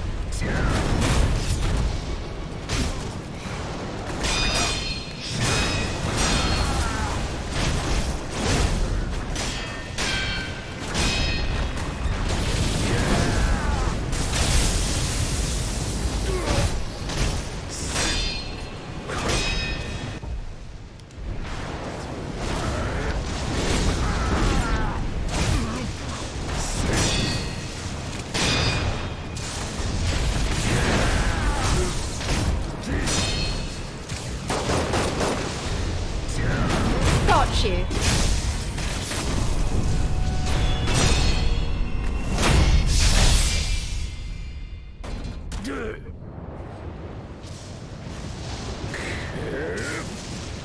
Well, Ewan, I hope you know what? Feel free to join our Discord. We have a lot of Sekiro players on there. Some of whom are much better players than I am, but you are welcome to share your woes and ask for advice and so forth. And I'd be happy if ever you have a problem with any boss, I'd be happy to do a demo for you. But it's only patrons and members, Patreon members and YouTube members that get to have live one-on-one tutorials done for them, where I spend 45 minutes or up to an hour with just you, with on stream, but I can even talk to you on a like Google Hangouts or Google Chat, for instance, and we can focus just on you and the problems that you are facing in each particular fight, and what can we do to adapt your gameplay to adapt a tactic that suits your playstyle, rather. I've done this quite a number of times before for a number of bosses for a number of different people, so it's helped. I like to think. I mean, they were able to beat the bosses afterwards. So, I mean, I only have boss guides for 2 bosses. I only have one for some guy called Demon of Hatred, another guy called Basement Dad. Well, he's not called that in the game, but I am working on this guide, end boss. I am working on it right now, actually. It's a 3-hour guide. Because he's got 116 moves, and I go through every one of them, where I show you the move, how to counter it properly, but also what happens when you get hit. Can you heal right after? Is it a good idea to attack him after? How many times do you attack him? What do you attack him with? And I go through the whole process of recommending buffs, prosthetics, combat arts, and comparing them, and so on and so forth. It's a very, very, very detailed guide, super comprehensive. That's why it's 3 hours long. But yeah, I mean, it's this fight. It can be very much simplified. It looks insane, I get it, but it's also because I'm playing on hard mode. But it can be simplified, just like any fight. Any fight in this game becomes more complicated once you start making mistakes. The bosses punish you for healing, for fucking off, and all that, right? So yeah. Anyway, OG, you have to be a YouTube member or a Patreon member, yes. As a gold star member of both YouTube and on Patreon, you get 2 song requests sung for you a month. 2 songs. Key sponsors on Patreon there's 2 more tiers than YouTube. On YouTube we only have 2 tiers, Gold Star and Protector.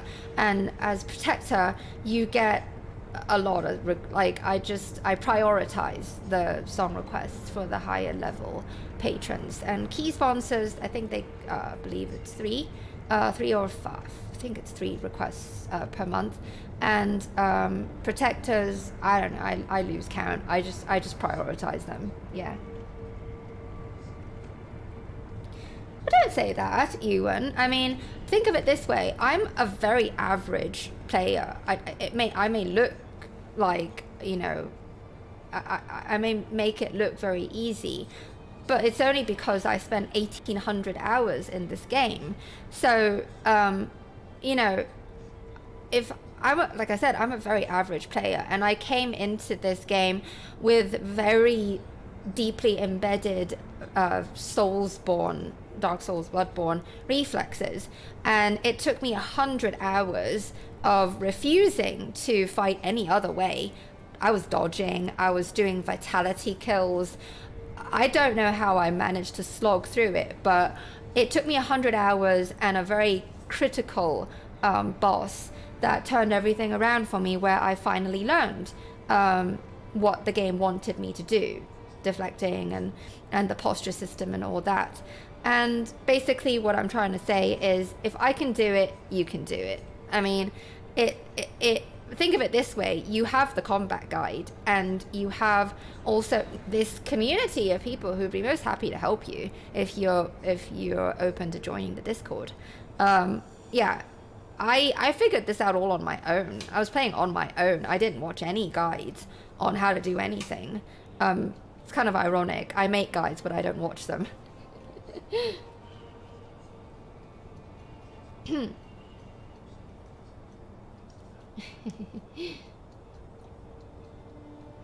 Well, I do have my guide voice. I I mean, my guide voice is different from my normal speaking voice, right? Yeah, like here, I'll let me grab the Ishin guide, the script for it.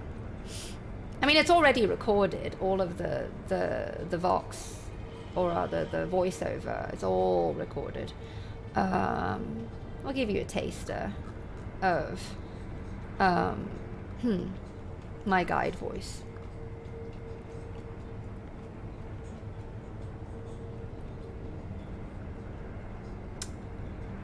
Here, I'll just do the introduction. Hello, my name is Katie. This is my guide on how to beat Ishin the Sword Saint. It is the final guide I am making for my Sekiro journey. It's sectioned into 9 parts, with subsections that are easily navigable via timestamps listed in the description. In part 1, I'll outline notes on this guide, why it's structured this way, the reason for its length, and what spheres of players this was intended for. I will also explain why the core of the guide, the move list, is presented with game footage that is Hudless. Part 2 covers guiding principles to secure your victory. They reveal the fundamental elements upon which this fight was designed. Following these tips will greatly simplify your challenge and reduce your frustrations. Part 3 is recommendations on your loadout and game settings. These will be the most viable options for consumables, prosthetics, and combat arts, using the least amount of resources to generate the highest levels of success, offensively and defensively. There will be detailed comparisons of consumables and combat arts.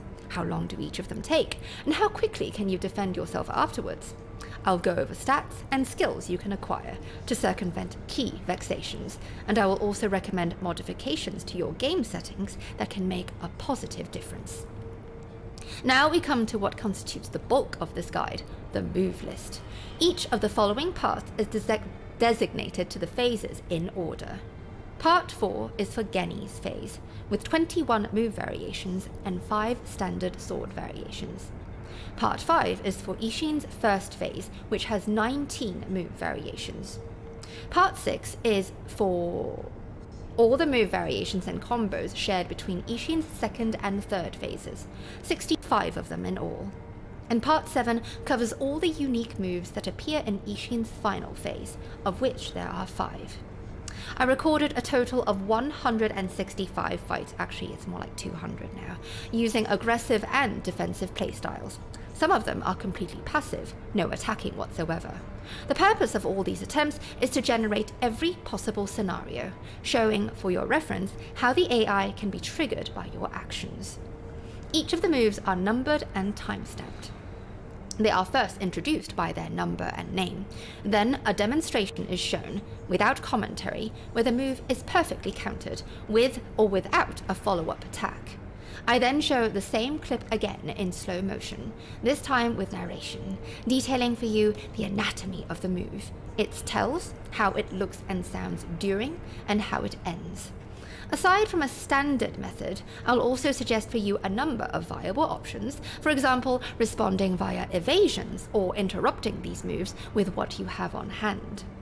Following this, I'll show clips of whether or not the timing of the move can afford you the opportunity to attack or heal.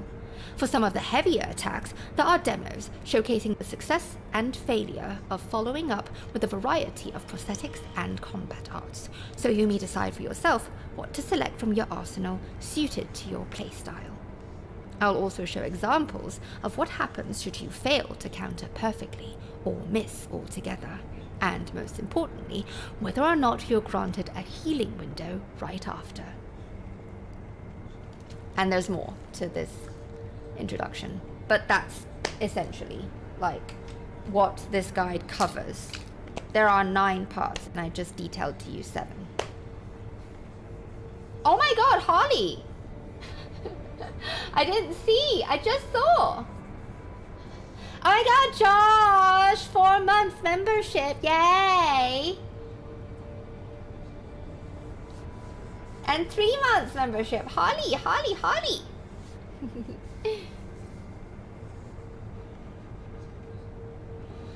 Yes, OG, I just said, if you join YouTube membership as a gold star, you don't, right away when you join as gold star, I will prioritize you and you get song requests. You get to have 2 every month. You can give me as many song requests as you want. I have people that have a list of like 25 songs and I just go through them. Gold star members get their songs sung twice a month. Higher level patrons get more. But upon joining, your song will be prioritized, as in, as soon as I can learn it, the next time I stream, your song will be sung. And you'll be notified if you are on Discord, which is why it's a good thing to be on Discord. If you're on Discord, I will notify you on the server that your song will be sung today. Does that make sense?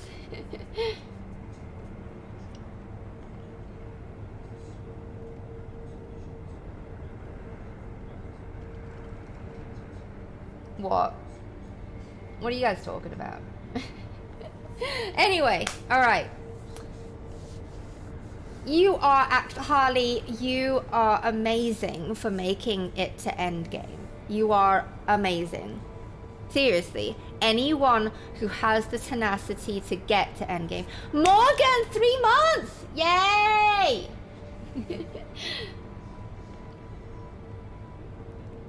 Oh, who gets it? Saint Ignatius. Oh, Destroma, you don't know that it's random. It's random gifting. It's random. You can't choose who you gift it to. Saint Ignatius receives the key generosity of Destroma. Good night, Misa.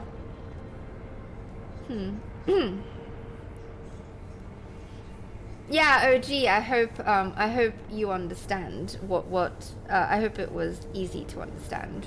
Yeah. And plus you get to use all the emojis. Well, I know. Some people, well, like RV, for instance, when he did it the first time, that's what I mean. Like, when RV did it the first time, he didn't know that it would randomly gift someone. He thought that he'd be able to choose who gets it. So, yeah. But thank you. That's very, very kind of you for gifting to the realm. I must go. I am 9 minutes past due, but since you guys asked, you were curious and you mentioned guide voice, I just thought, maybe I'll give you a bit of a taster of what it sounds like, the guide. If you are a member, by the way, if you are a member, you get to have exclusive playlists that are unlisted or private playlists, as in you get to see videos that other people can't. And also, you get to see my videos or my projects in the works. And you also get to see photo shoots when I first do them before they become thumbnails and promo materials. So you get a lot of exclusive sneak peek stuff. Yeah. Well, I love you more, Josh. What are you gonna do about that? And I am all for National Give Josh a Blowjob Day. Yes.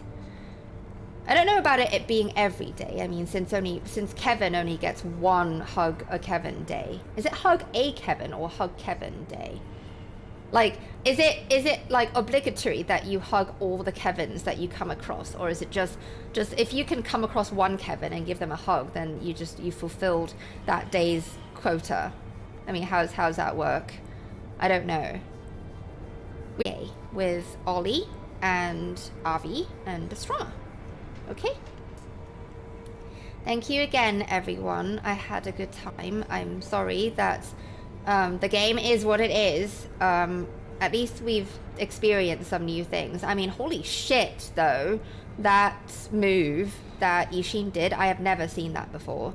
So at least it's there. I'm going to have to go back on the stream and try to capture it and put it in the guide. I have to do that. Yeah. Yeah. All right. I'm gonna go. Okay. Thank you, Morgan. You're a boss. Your mom's the boss. Your face is the boss. All right, I'm gonna go. I'm gonna put on the Mass Effect soundtrack because it's so dope. Ooh, let's see. Right out the gate.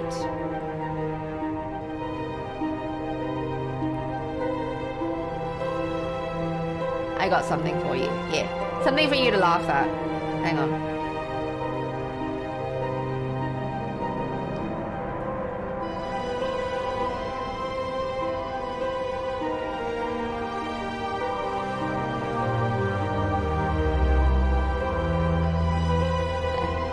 Alright, I'm gonna go.